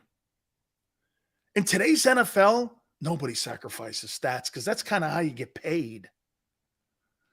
If you were getting paid on winning, Jimmy Garoppolo would be the starting quarterback for the next 10 years in San Francisco. It's not all about winning, is it? The 49ers are showing you that. Now they got to go groveling back to that guy. If winning was all, that's why be concerned about numbers too. Because Howie will use that against them in negotiations. Well, you think Howie's just going to cut a deal with him because he's Howie's guy? Howie's looking for a discount too, dude. Remember, he works for the owner, not Jalen Hurts. You think Howie's going to offer him max money? Never. He works for the owner. Let's not forget that. I mean, I know that you think, Jalen is like the star in Jeffrey Lurie's eye, and you still got to pay the guy. And nobody wants to get caught in a position like Dak Prescott and Jerry Jones right now. Okay? But, man, what he did. And then in the second game, can I tell you, man, that made me go like this?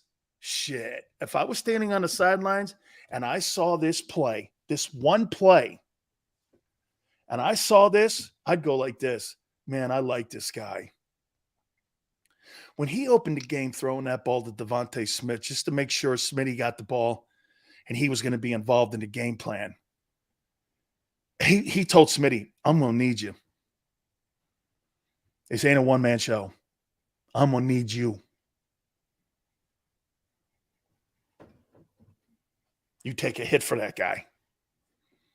You play hard for that guy. You play injured for that guy. Yes, sir. Smitty, I need you. Last week, wasn't it? Don't worry. And it's not going to be like that. 85. Hurts leads the league in passer rating.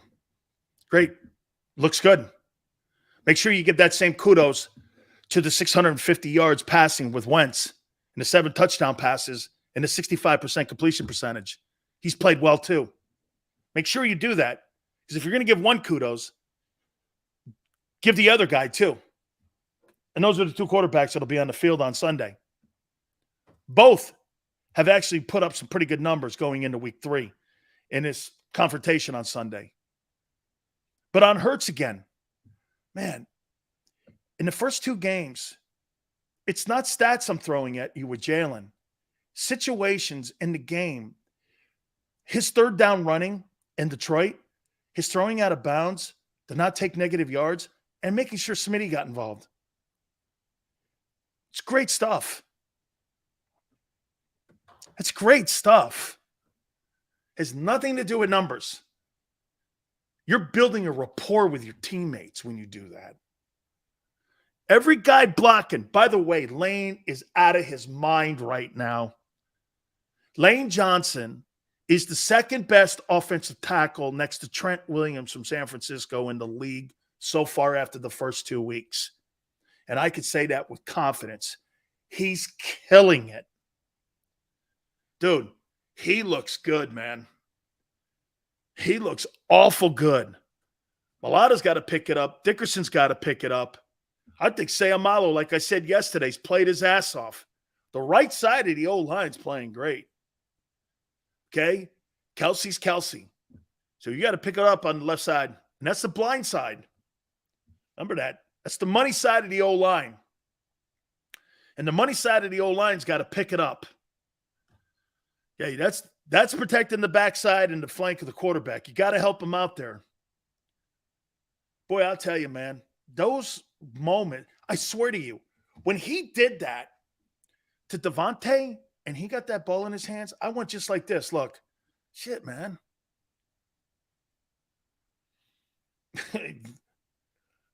You take hits for guys like that. You want to play hard for guys like that. That's good shit, man. That's really good stuff. All right. Now, let's have a very difficult conversation.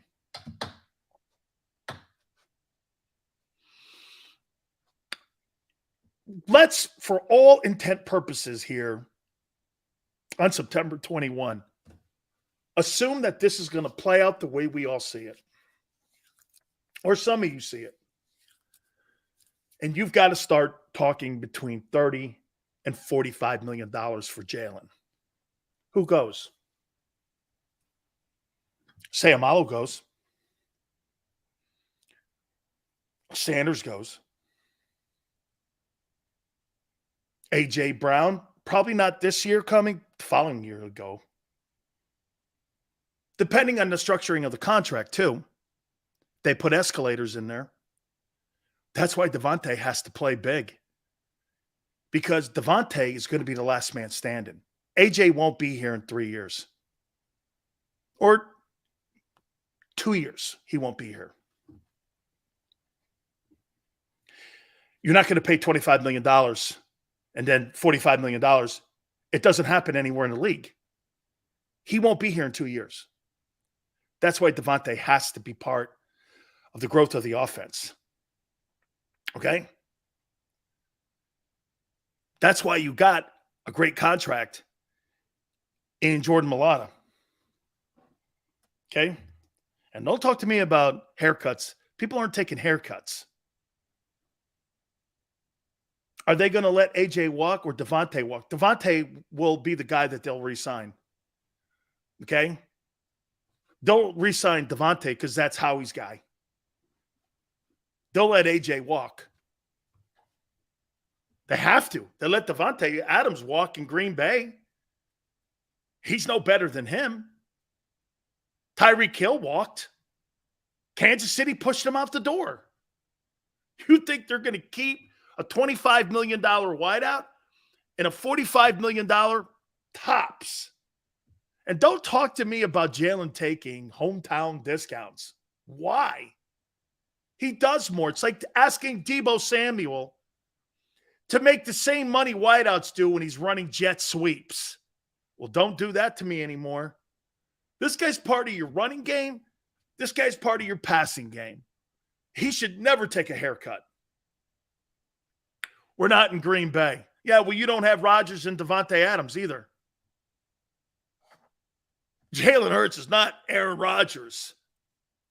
You're right. That's why I was friendly with you and said $40 million to $45 million, because he ain't making 50. Yeah. Most quarterbacks, or let Dallas, you're going to let Dallas Goedert walk? He might be one of the most important players in your offensive passing game. Didn't we already pay AJ? They'll move him to get him off the salary cap. That's what they did to Amari.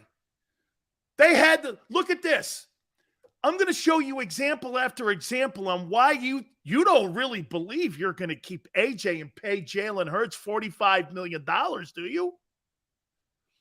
Amari Cooper, $20 million.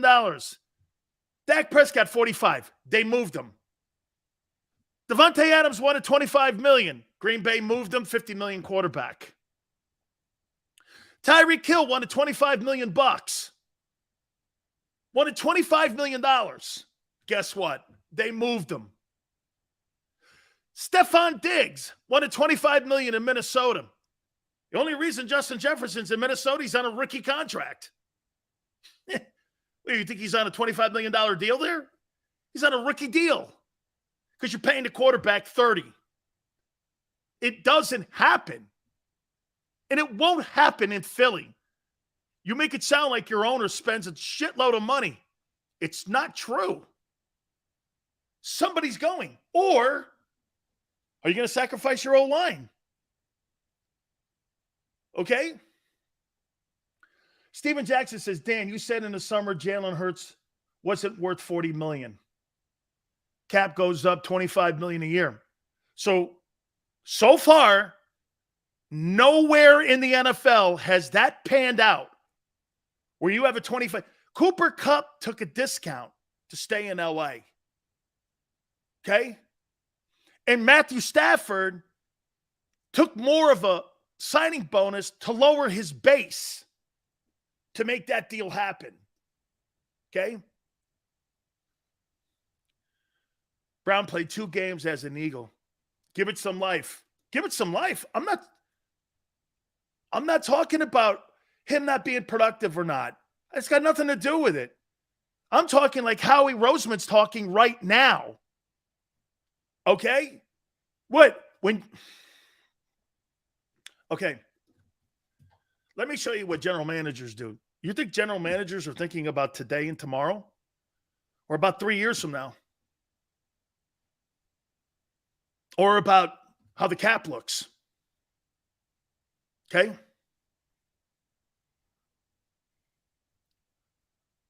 I mean, 85, Tua 740, Hurts 723, Wentz 673. That's pretty damn impressive. Especially 650 yards for Wentz is passing. Damn impressive. Sounds like 3 guys having a pretty good year. Who will they sacrifice? And by the way, Jalen Hurts' contract will be dealt with after this year. So we're talking about 3 months from now. 3 months from now, you're going to have to start making financial decisions on your team. Your quarterback making $1.4 million. Can I tell you how I would do it?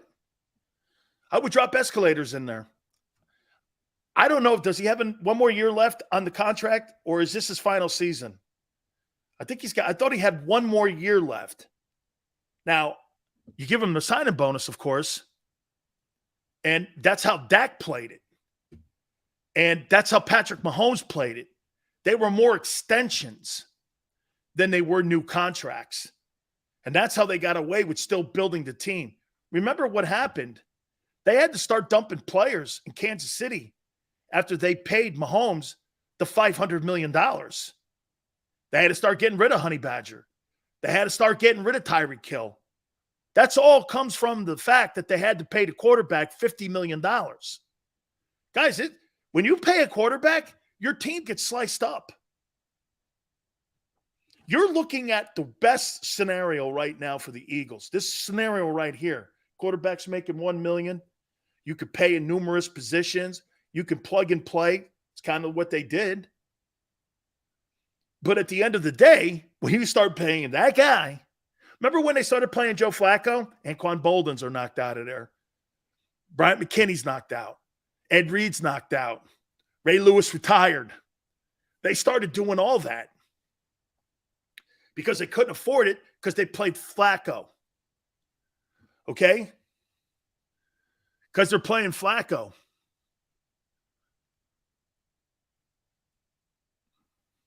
That's a good point. I think that Diggs deal was signed prior to the $25 million for these other guys.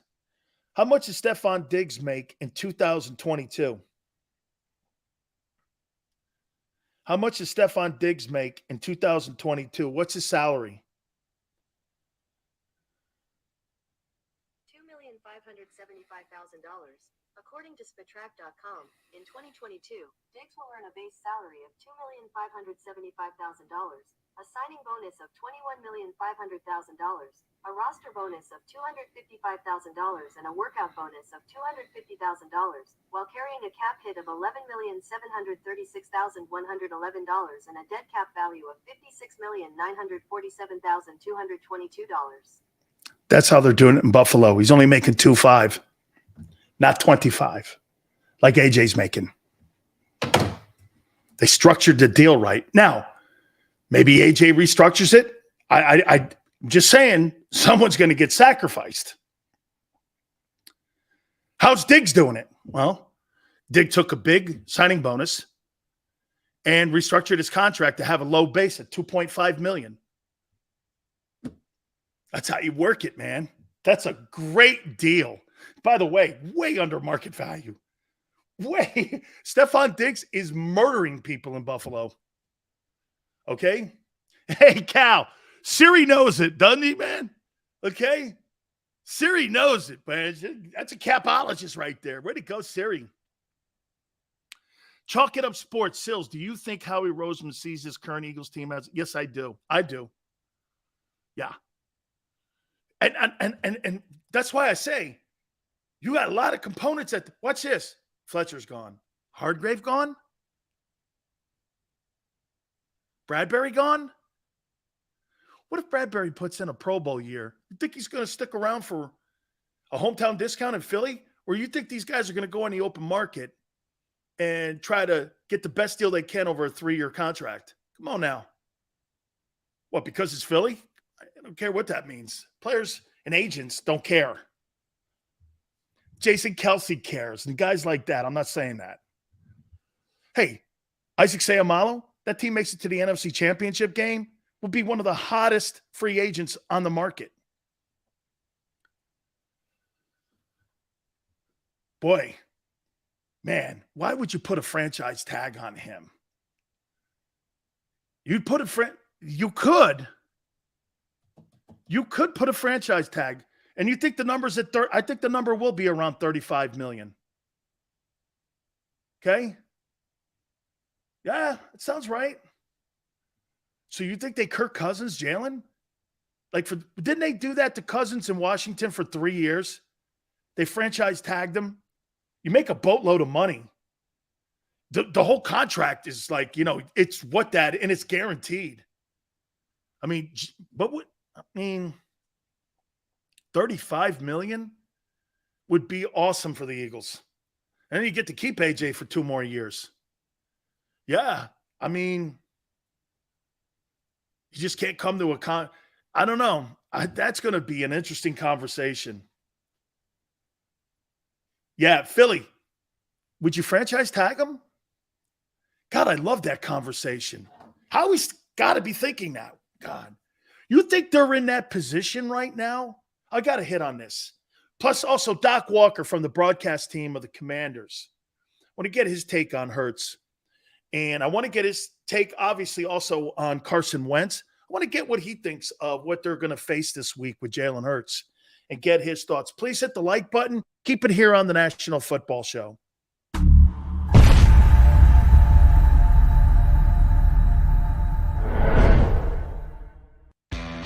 Go to get your game on. Go for the beers. Go for the cheers.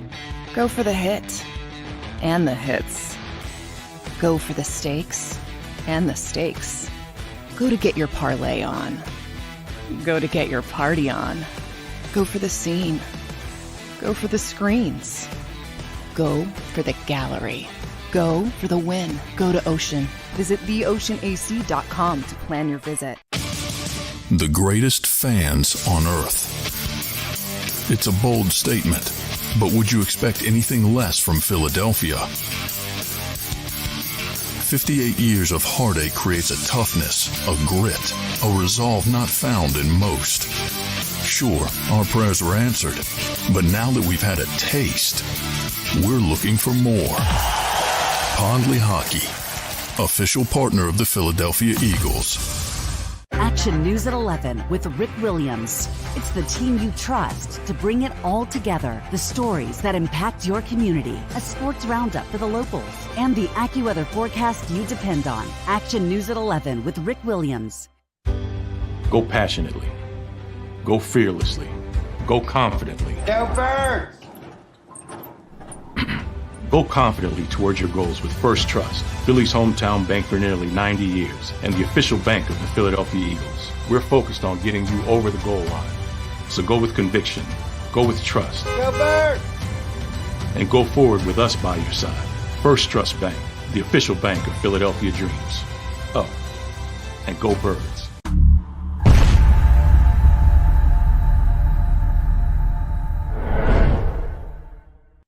Welcome to Pond Lehocky. We've helped over 100,000 injured and disabled workers obtain benefits, as well as some of the biggest settlements in the state. If you've been injured at work, give Pond Lehocky a call.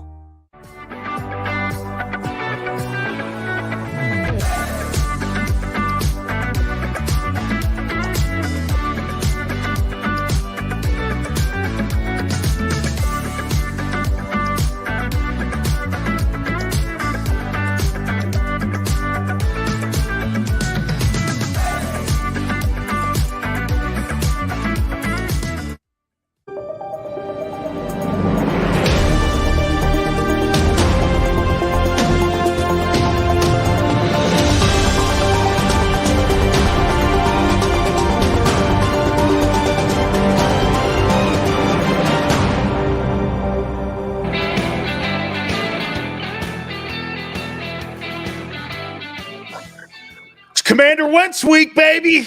Oh, yeah. Doc Walker, part of the broadcast team for the Washington Commanders, will join us at the bottom of the hour.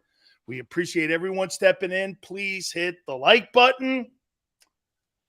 You just mentioned the word Wentz. Holy cow. It could be one of the most sinister sports names in Philadelphia sports history. Wentz. What's the first thing you think of when it comes to the name Wentz? Let me hear some of the comments. Okay? Tell me. You're a Wentz groupie, bro. I am. Okay? The Commanders coming back for revenge, says Yale. Look at so.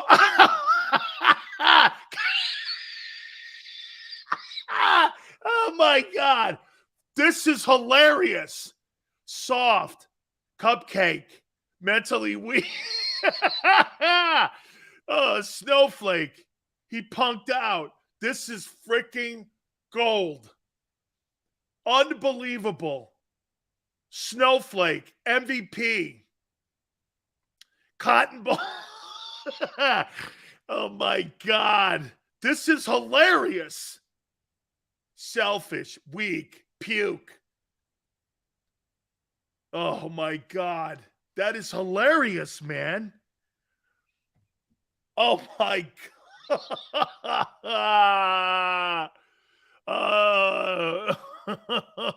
And then Xander goes, this is why you're open. Suck today. Oh my God. Give me my open suck. Kiss my backbone. Dan, your throat is mad when you laugh. This chat is hilarious every day. Thank you, Popcorn. I appreciate that.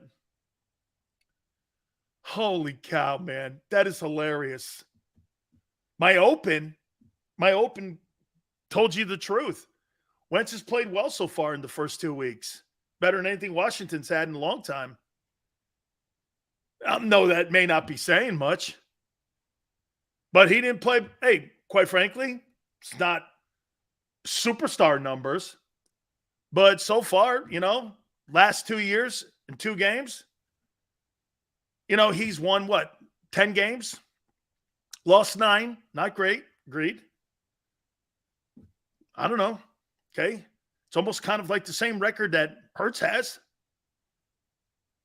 Right? I don't know.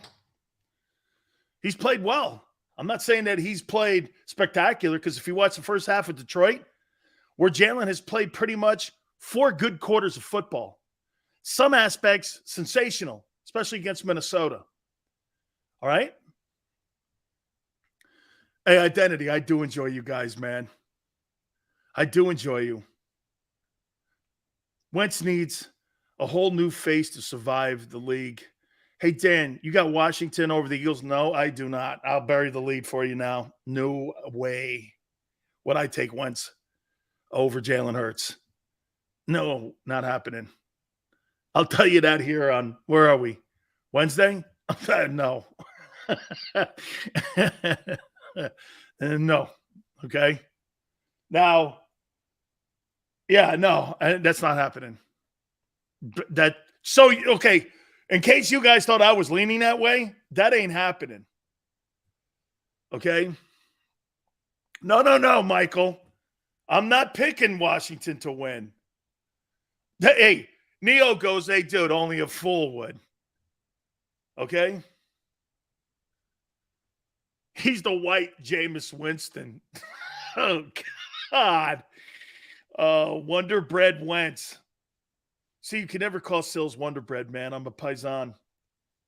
You know, I'm not white. I'm not black. I'm Italian, you know. Got our own little deal here. Wentz looks like a kid in the burbs. The guy that was barking at the hot wife, that kid? Oh, Jesus, guy. Didn't he die of like an overdose? Wentz is loose with the ball. Washington's defense is a mess. That whole team doesn't look like it's got all its pieces. And I think, again, it's divisional, short work week. We'll see what happens. I do think the game could be close. Wentz is Dak Prescott. You want to hear something against playoff teams? Dak is 12-22. What do you make of that? Against playoff teams, he's 12-22. Right? That's why I asked that question on Twitter about Jalen. You know, Jalen against winning teams has a poor record. It's young still. It's early still, too. It's early. I get it. It's early. But, I mean, 12-22? You know? All empty stats? All around auto? Yeah. That's surely what it comes out to. If you're looking at the one-loss record for Dak Prescott, and Dak against successful football teams and playoff teams is 12-22, shit, that ain't $45 million. I can tell you that. I mean, Michael, I don't know. 12-22 against decent teams. Dak is hyped up like Kirk Cousins. Boy, it's almost rounding into that, isn't it? It's almost rounding into that.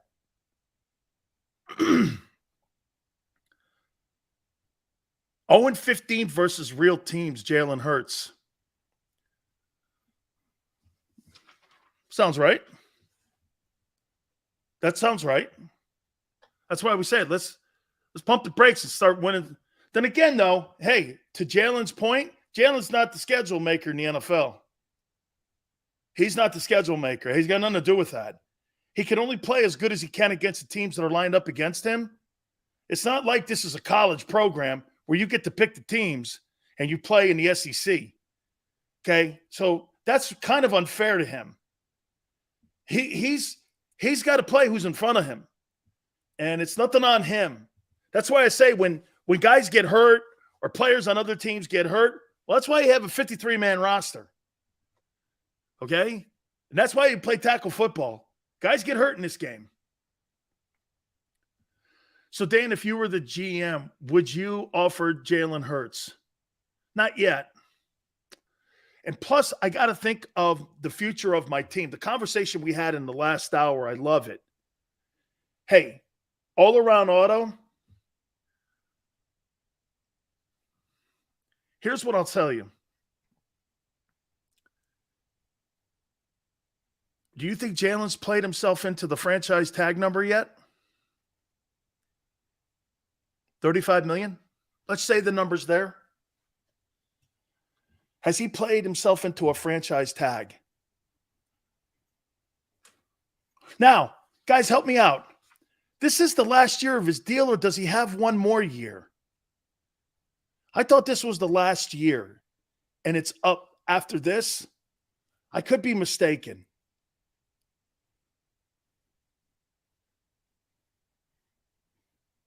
$35 million. Would you franchise? Has he played himself into the tag? He's got one more year.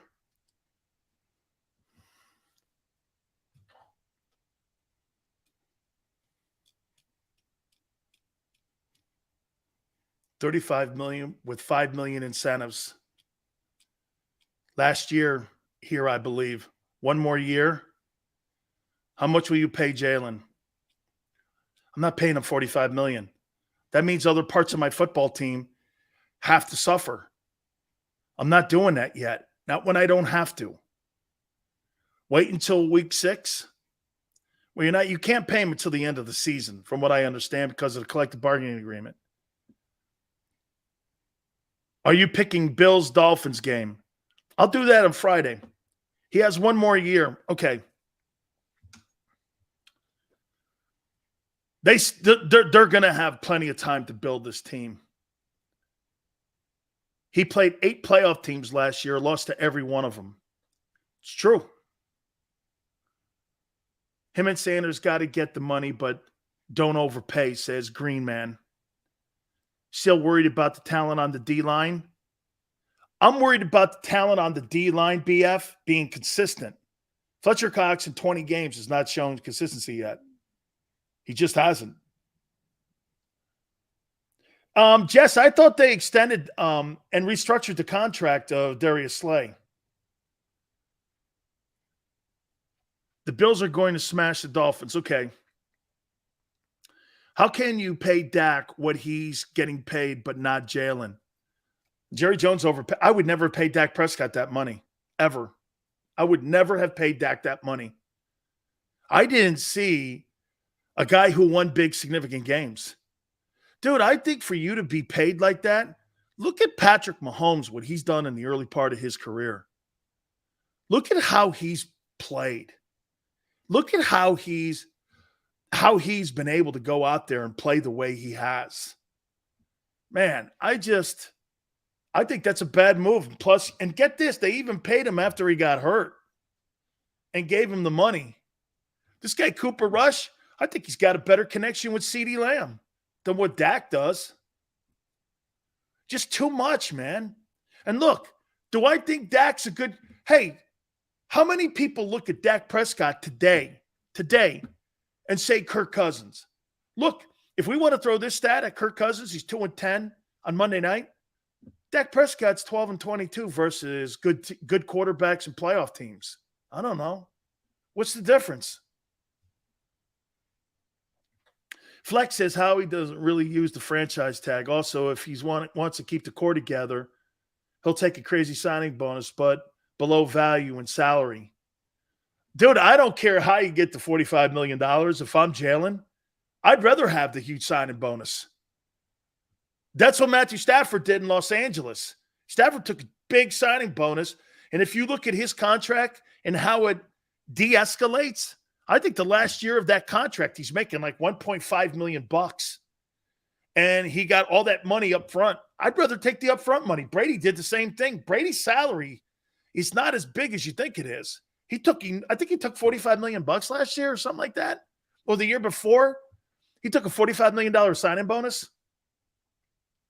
Kirk is better than Dak? Yeah. I'll take Kirk Cousins over Dak Prescott. I would. Yeah. Yeah, but 215, when you put a big signing bonus out there, that's more dead cap money if you end up moving the kid. And I'm not saying they would move Jalen. Okay. Tag him next year. Trade him if he's cash is king. Absolutely. That's how I would do it too. Cash is king. No question. Hey, this has got to be one of the most anticipated games just by your response. Even Xander goes, oh my God, not Carson Wentz. It's a big game, though. This is going to be one of the most watched games of the year for Eagle fans. It is, because you know why? It's that guy. Whatever you think of him, sucks, soft, bad, okay. Okay, I got all that. You still want to beat this guy more than you want to beat Dak. You want to beat Dallas more than you want to beat Washington, but you want to beat Carson Wentz. I know you do. That guy could turn this thing into a great rivalry again. And the Eagles in Washington going back and forth, be great. Be great for the game. Not great for Eagle fans, but it'd be great for the game again. Then the NFC would have some juice in the NFC East again. The NFC East actually has a little bit of juice after the first 2 weeks of the season. Eagles are 2-0. Giants are 2-0. Cowboys are Cowboys. Washington, 1-1. Not the terrible start people thought it was going to be for the NFC East out of the gate. Okay? We would really care less about Wentz. He just so happens to be in D.C. I don't believe that for a second. He could be playing for the Tennessee Titans. And if that guy came rolling into Lincoln Financial, it would be a train wreck in there for him, walking in there and hearing all those fans. Are you kidding? Carson Wentz and the fact that he's in the NFC East, I do think adds to the component. But, dude, this is going to be one of the most interesting two of Howie's quarterbacks playing against one another. Hey, Howie. Howie's got two starting quarterbacks this weekend facing each other. Not too bad. One of them's making $30 million. The other one has a chance to be making $30 million soon. If that guy plays well this year, you got to look at Howie going like this. Well, it just didn't work out in Philly, but I wasn't wrong. Quite frankly, his numbers, Roseman, the intangibles are what got him thrown out of Philly for sure. Okay, the pettiness. You've had two of the worst examples of petty quarterbacks in history. Donovan McNabb and this guy. Two petty guys. And you got maybe one of the best examples of how to conduct yourself in the NFL and Jalen Hurts. Jalen Hurts shows you how to handle yourself. Okay, you want to face your franchise? Hurts is your dude. There is no question about it. AJ will restructure his deal to stay in Philly. Why? Why would he do that if he's having productive years? Why would he want to stay on a hometown discount? Now, it depends on how they're winning. So you think A.J. Brown is the same as Cooper Kupp? Kupp took less money and A.J. would take less money? Maybe because of the relationship between Jalen Hurts and him? Maybe. There's all kinds of conversations that you can have. Look, the next 2 years, I think, are the Eagles' window. Would we agree that the Eagles probably have a Super Bowl window right now? 3 years. You think they have a Super Bowl? There's a longer Super Bowl window here than the 17 team. Right? Plus, you had unraveling of the coaching staff. You're not going to have that with the problem here with that. Because Howie's handpicked these guys. And I can't see Sirianni jumping up and stabbing him in the back. And all of a sudden, because Eagles get in the way, Nick turns into Doug. I don't see that. Could happen. We see it before you. Sometimes you got to go. I don't think it's 5 years yet. Dude, how old is Lane Johnson? 36? Okay. Kelsey's out.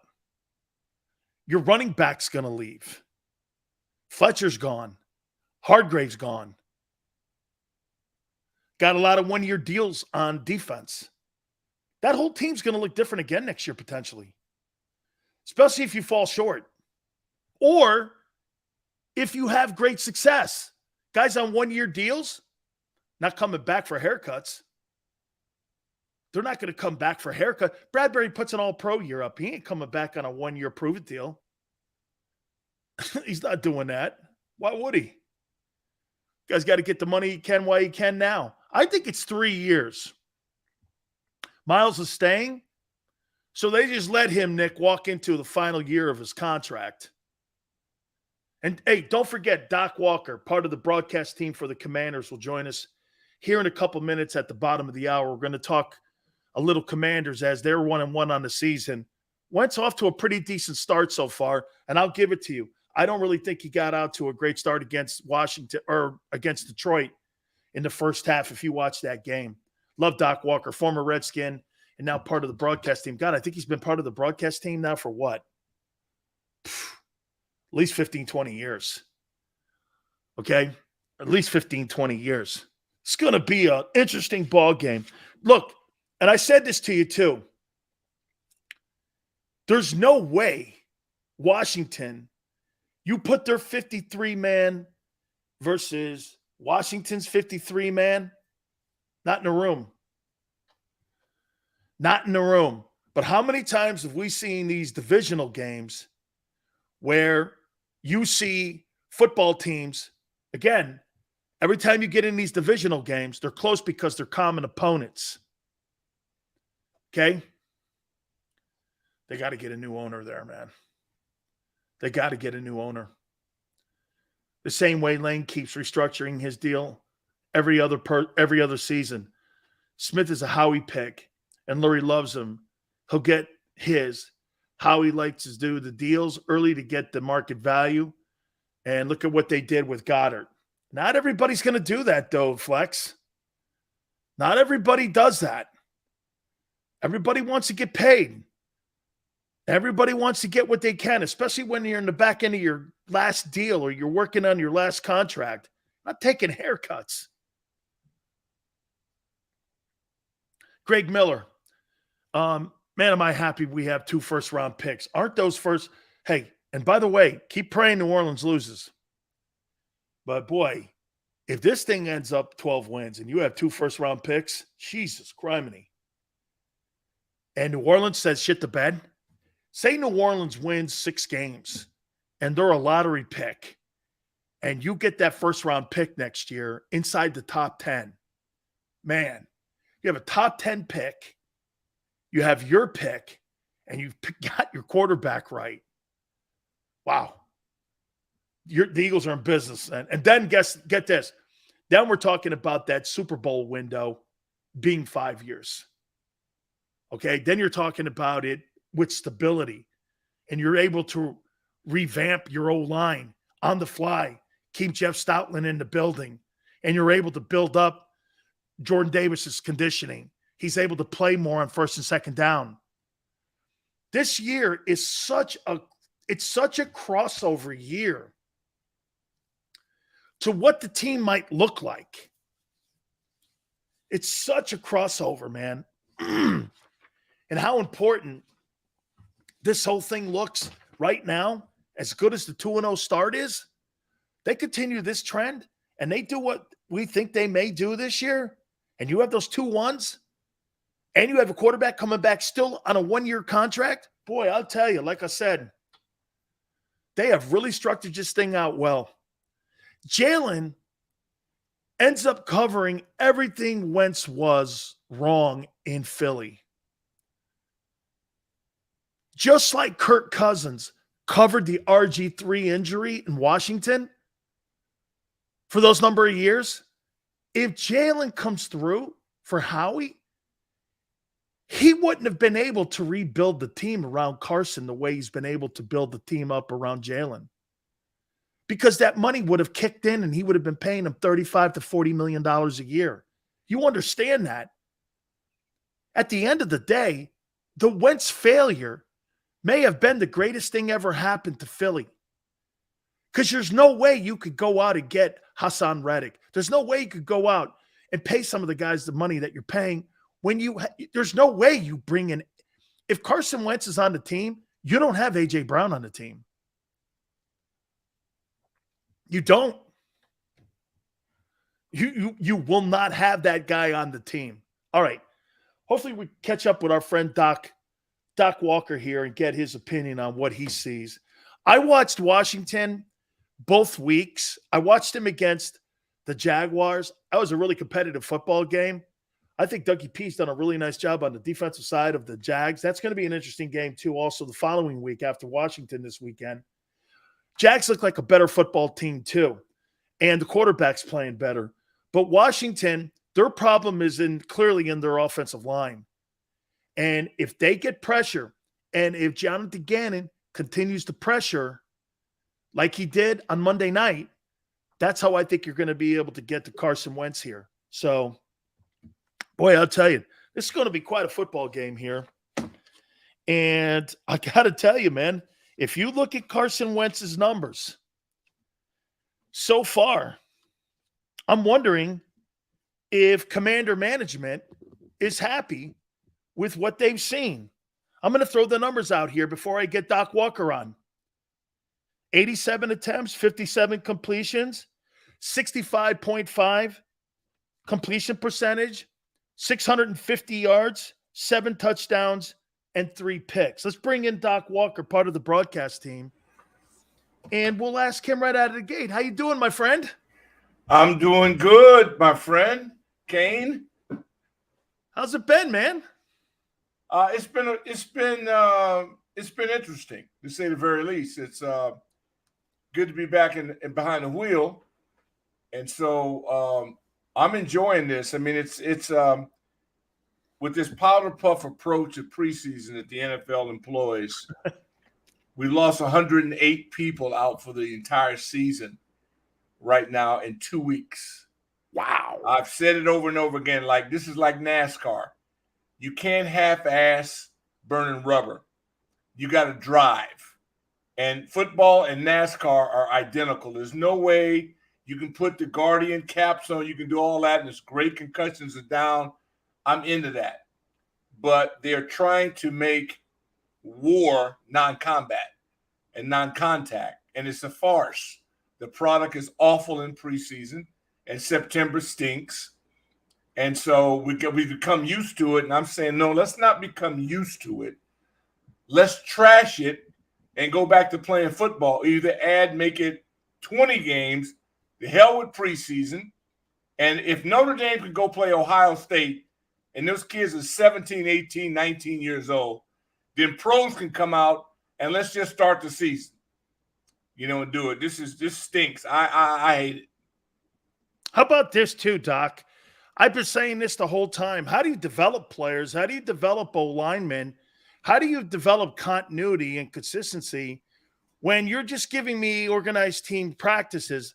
I think those organized team practices are decent, but Phil Sims said this to me a couple months ago. They're not quality reps, which means you're not going to get quality football in the first 4 games of the season. And that's pretty much why you see a lot of penalties, pre-snap stuff, and you see a lot of injuries too. And it's really not good football out of the gate. No, and Dan, you know this better than most. If you're a lineman or a defensive player, we drafted a linebacker 2 years ago in the 3rd preseason game. Kid don't even get to play. And then they say he's not doing this and that. How the hell is he going to do it? And if some DBs don't hit, if you watch Hard Knocks, the Lions showed you. That's how we grew up in it. They went old school. In this league that has X amount of padded days, I understand they're dealing with requirements, but they went after it. Those were football practices.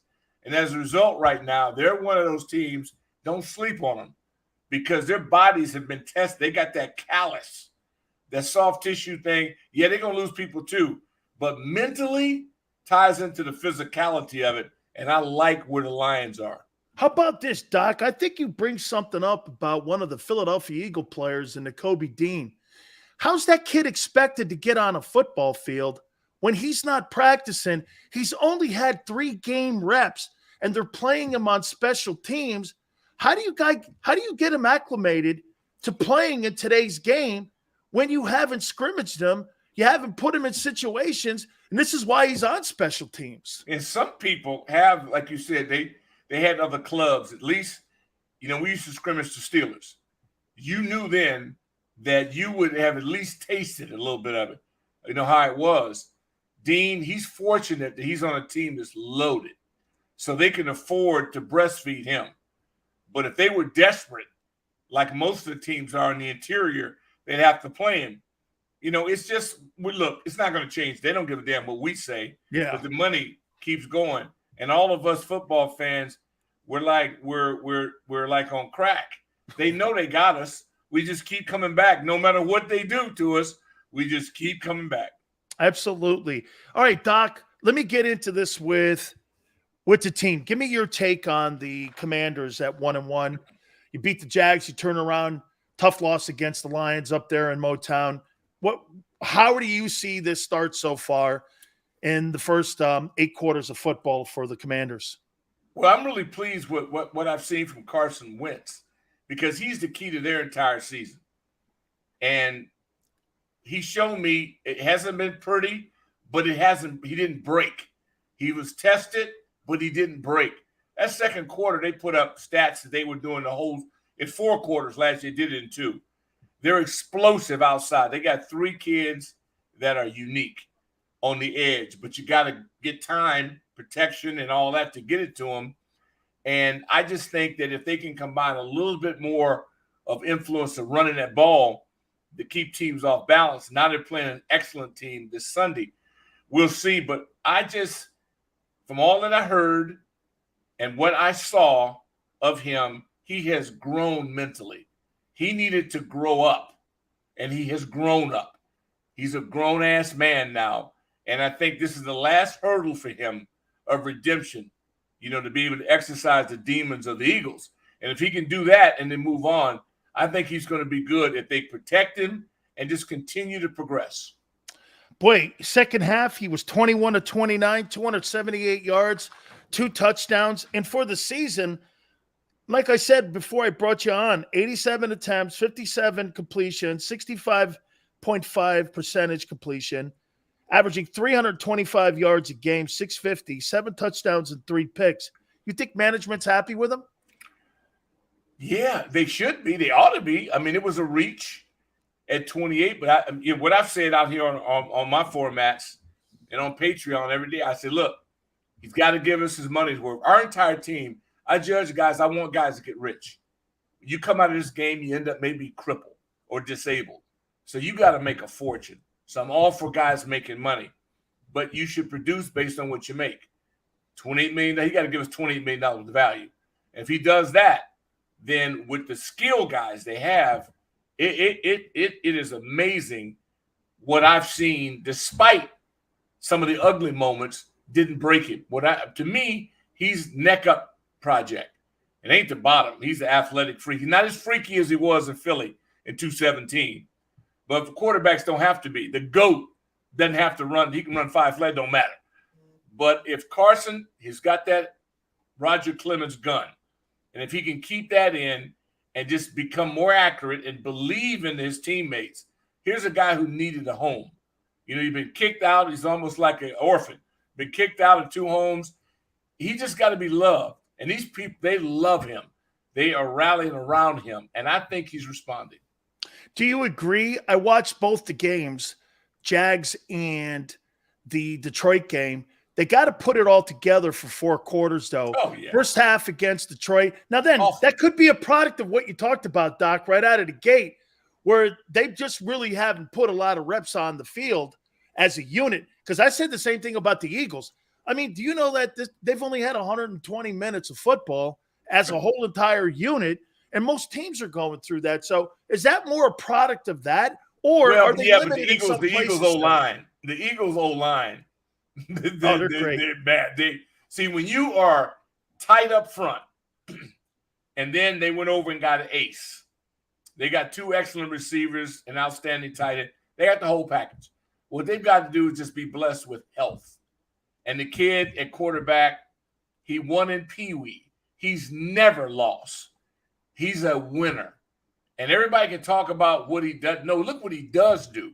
And any QB that gets in there and gets in that squat rack, guys are going to break an arm to block for you. They're going to do whatever they can. He's a unicorn.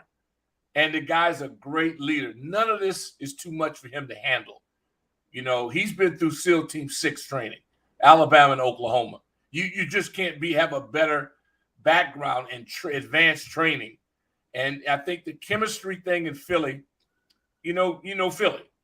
And they're going to embrace you like nobody's brother. And as long as you keep going and positive, I can't think of a better place to be successful in, because they're going to love you. Now, if you stumble your toe, what I appreciate about them, they're going to tell you stubbed your toe. Doc, I'm going to give you 2 examples of what he's done so far this year. And, they haven't beat successful teams a year ago, but let me tell you the difference this year. The first game against Detroit, he's running out of bounds, Jalen Hurts. And you know what he does? Like most quarterbacks would probably just take the loss.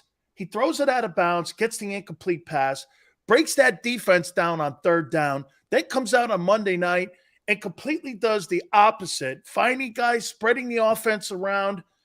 I mean, obviously, it sounds the way you're talking that you love this kid and what he's doing, what he's bringing to Philadelphia. Michael Irvin came on a couple weeks ago and said, watch out, because Philly could be building themselves a dynasty, and it really starts. And he said the same thing you said. He goes, this guy's a winner, man. He's won everywhere he's been. He's a winner. It's still like Lamar in Baltimore. I love the programs. Pete tried to do it up in Seattle, and he just wasn't able to complete it out. If you're going to have something that's odd, make it odd all the way through your room. And they got 3 guys that nobody's Lamar, but they've gotten as close as you can get to. The O-line is settled with that. They know what they got to do, and if they do it, he catches it, he delivers. Give the Dolphins all the credit in the world. I would have bet your bank account on it that there's no way they'd have beaten Baltimore, and they beat them because they're going through a cultural change. I love programs that go through a cultural change. You get some new pieces, it's a level of belief, and then you can move mountains. As long as you keep people on the same page and your teammates buy in. And in this game, as you well know, it's quarterback-centric. You have to make that guy feel like King Tut.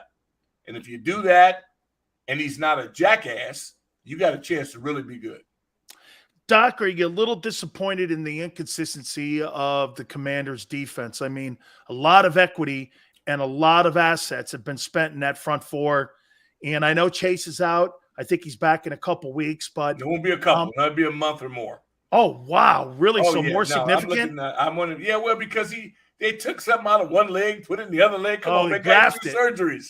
Okay. Yeah, come on. No. Leave that baby. He'll be fine. You know how this season is. You win this in November. So as long as your troops can rally by then, what we're doing right now, this is prelims. It counts, but there's no way you could be ready for this. What you got to do is not take yourself out of the tournament in September.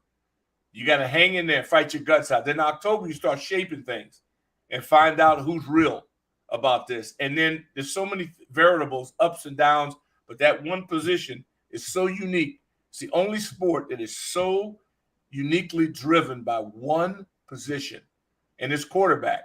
And this is the highest level. And out of 32 teams, you'd be stretching if you think you have 15 or 16 of them worth of salt.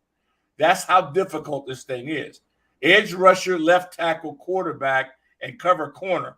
They're oddities. Every one of those guys right now, go ahead and build your spread, your dream pad. Because, brother, if you can play, you're going to get paid. Yeah, those are the money. Those are the money positions. That's it. Yeah, when you have a cover corner and you have a rusher, and like you said, a left tackle and a wideout and a quarterback, someone's going to get paid. You got a chance. It gives you a chance. And not to dismiss the center, because that kid gets no credit, and yet he touches the ball just as much as a quarterback and may have to block a gorilla like you. So I'm saying over his nose. So that's the tough part about it.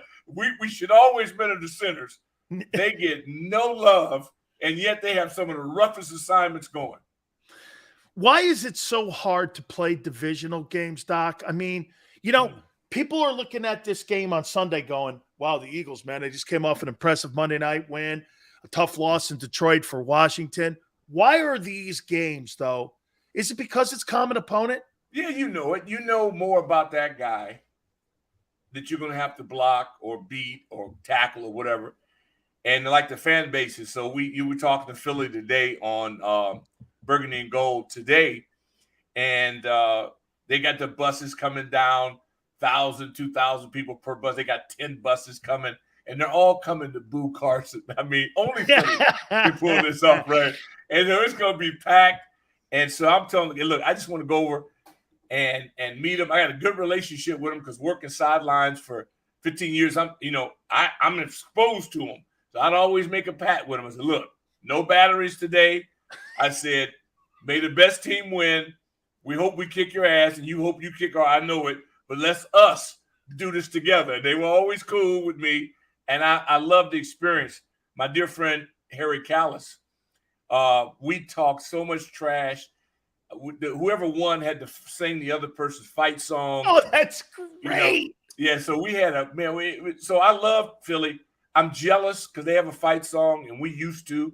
You know, I'm jealous that the way they defend their place, like our people defend us, and what we had was so unique. Even though the New York and Dallas programs get the acclaim, they control the league and all that, but we always felt like the blue collar versions of the East were definitely Washington and Philly. And you hate, well, not you, but Philly hates New York. You know, and we hate Dallas, and Dallas gets hated by everybody. And so it's such a cool thing that we have, but we're the only division that has 4 Lombardis. Nobody else has it. That's why I think it's unique. And also, in terms of Forbes, those of you that like cash, we're the only conference that has 4 of its representatives in the top 10 in revenue. That's right. So, hey, Doc, this is kind of maybe a question you haven't been asked before, and I know you'll be honest on it here. I mean, haven't taken the Redskin name away. And again, I get all the politics, and I'm not debating that. Has it taken something away, though, from the history of the team where, I mean, you're a Redskin, dude. I mean, those hogs, the fans. But again, the whole tailgating, RFK, all of that. I mean, and again, I'm not talking the political angle of it here. I'm just saying, I mean, for you, you think so? Oh, I'm good with it. Because without chains, I'd still be owned by somebody. So I'm all for change. If change is for the better, oh no, the hell with it. I don't have nothing to do with anything if it hurts anybody. Right. Because I know as a minority, I don't appreciate the fact that people telling me who I am and what I am, and I don't want to be controlled. And I don't think any group should be mocked or anything. And if that's the way it goes, then, you know, the hell with it. We honored it. I never thought it was offensive because that's just ignorance. I didn't know. But the moment I was brought to my attention, and not by all, just like the African-American community. Not everybody, people call them things they don't allow other people to call them, which I think is ignorant, but some people live by that. So I'm like, for these kids had nothing to do with it. And so I want them to have the same experience that I had. You know, they loved us, man. I mean, like we were ice cream cone. Going into Washington was intimidating, man. The whole thing, the guy with the hat. I mean, it was stupid. The guy with the headdress on. And, Chief Z. But you know, the whole thing about it is that the song may be corny, like they say, "Fly, Eagle, Fly." I don't think it's corny. I was emotional. I'm looking the other day, I go, man, we had that. Not everybody has a song. Not everybody does. Every team, for the most part, does have a unique fan base experience in this league. And you know it. Tampa, Dolphins, down in Florida. The cities I'm impressed with are the cities that have options. You know, when you own to Florida or you in California, you don't have to go to a game. You know, you could be just as thrilled going to the beach or going somewhere. We got options. So when you go out there and pay that money and do it, you let your hair down and you get after it. And I think that every fan base has a uniqueness about it. Packers, you know, Steeler Nation. I mean, all of that. And for grown-ass adults, what we've been through coming through the pandemic, where we were shut out and could not go. If you don't get behind this right now, you don't have a pulse. Doc, the Eagle rivalry that you had with your Washington teams, what were those? I mean, look, obviously Cowboys and you guys, I mean, that was always centerpiece, Thanksgiving. I grew up on that damn thing. Yeah. I mean, I played in that rivalry for a cup of tea. I mean, I get it, but Eagles and DC and Washington, what was that like for you when you played? Well, again, my old coach, collegiate coach Dick Vermeil, was in Philly. So you end up knowing guys like you when you meet. Wow, Vermeil was your coach? Oh, yeah, in college, yeah, UCLA. Oh, UCLA, so you played with Randy Cross. Oh, yeah, that's my dog, man. Crossy. So look, when you got guys like Jaws, I mean, the quality of guys that played in Philly, Randall Cunningham, Carmichael. If I look at these guys, I go, we're friends forever. I mean, it's just you can battle, but then I have so much respect for the way they approach football, how hard they played, and how their fans appreciate it. I mean, I'm at the Phillies Blue Jays World Series, and I've set up. I've been to watching the Phillies, and I mean, I saw them boo up Dykstra. I mean, they're like, I mean, it's so wild. I've been there.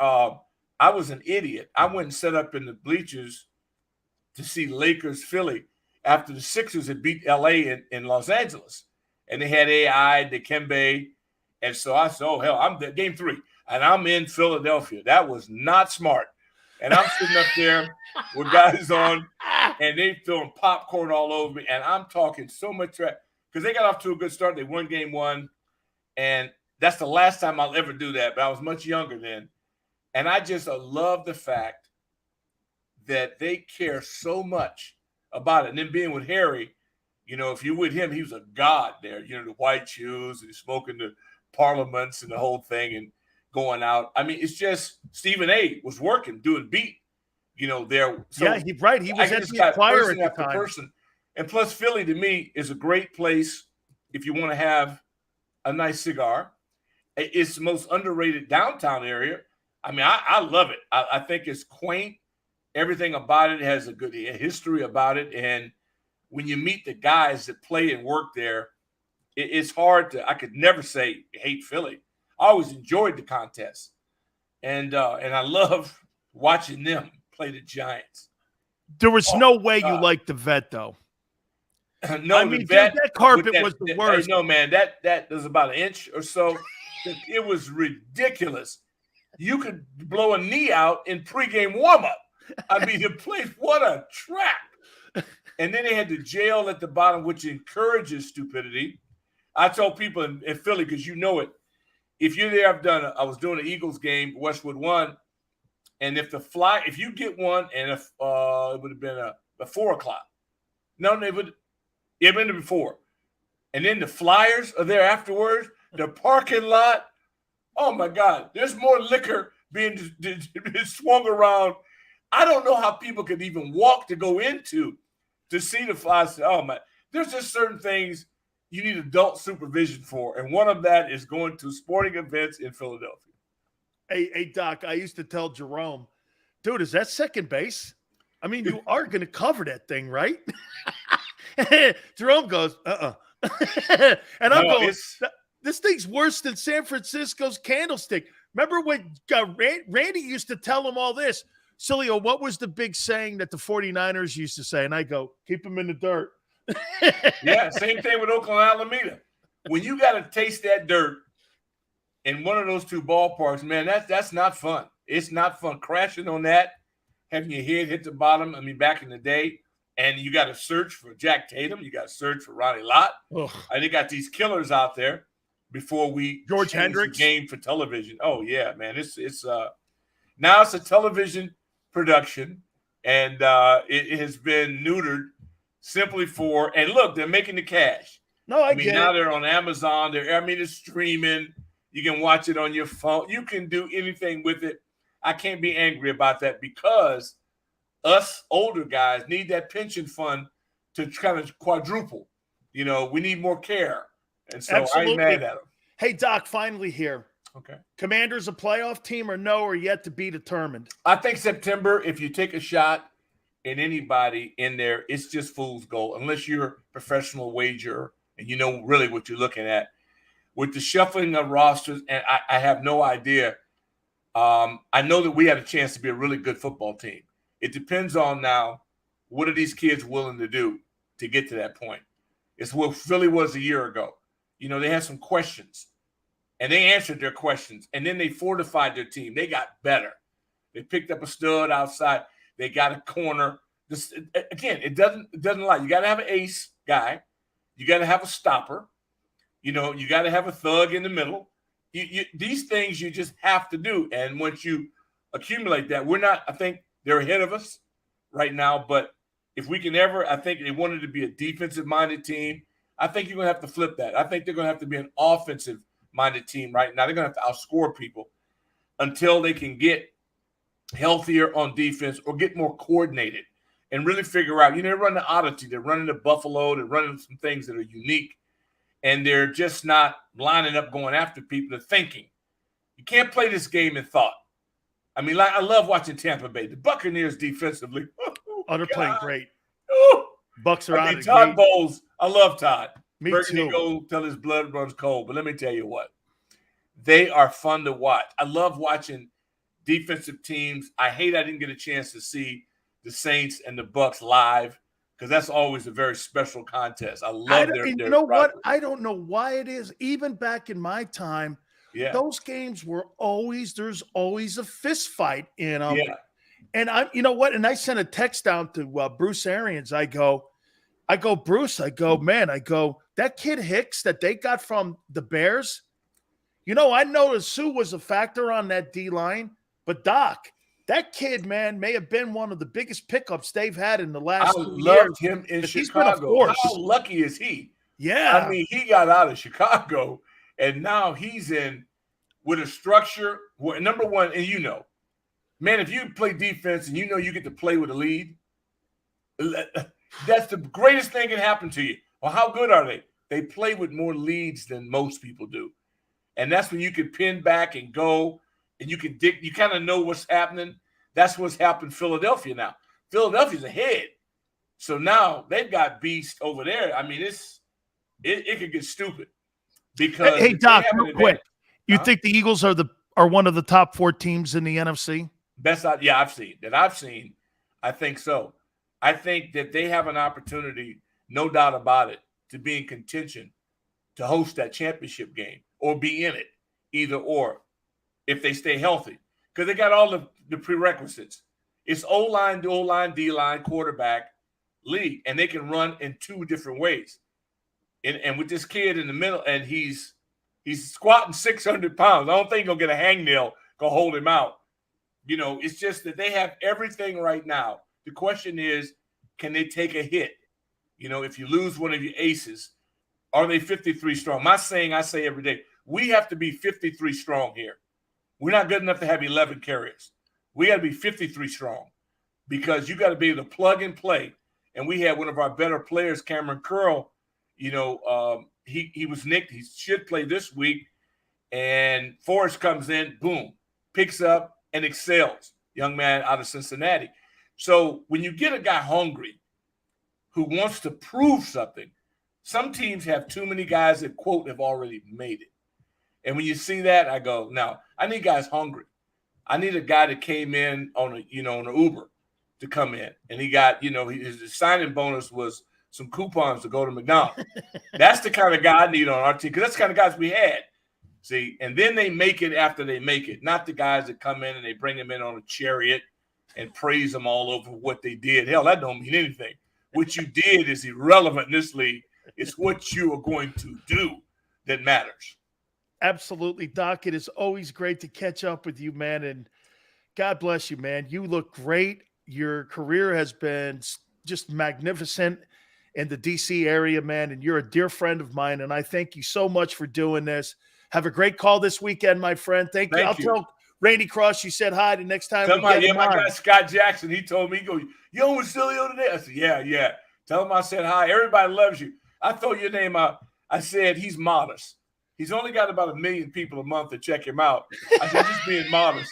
I said, I'm going in to try to help him, build up his program. That's what I'm going to do. I love you, Doc. Have a great one, my friend. Anytime, brother. Anytime for you and your show. Much success to you, and we'll chat. You bet. That is my friend, Doc Walker, part of the broadcast team for the Commanders. What an absolutely A-plus man. And you will never find anybody say anything negative about Doc Walker, because Doc Walker treats everybody with great respect. He is such a marvelous man. I just love the man to death, man. And we've been friends for such a long period of time. Okay. He loves Jalen Hurts. Look at what Jalen Hurts has done.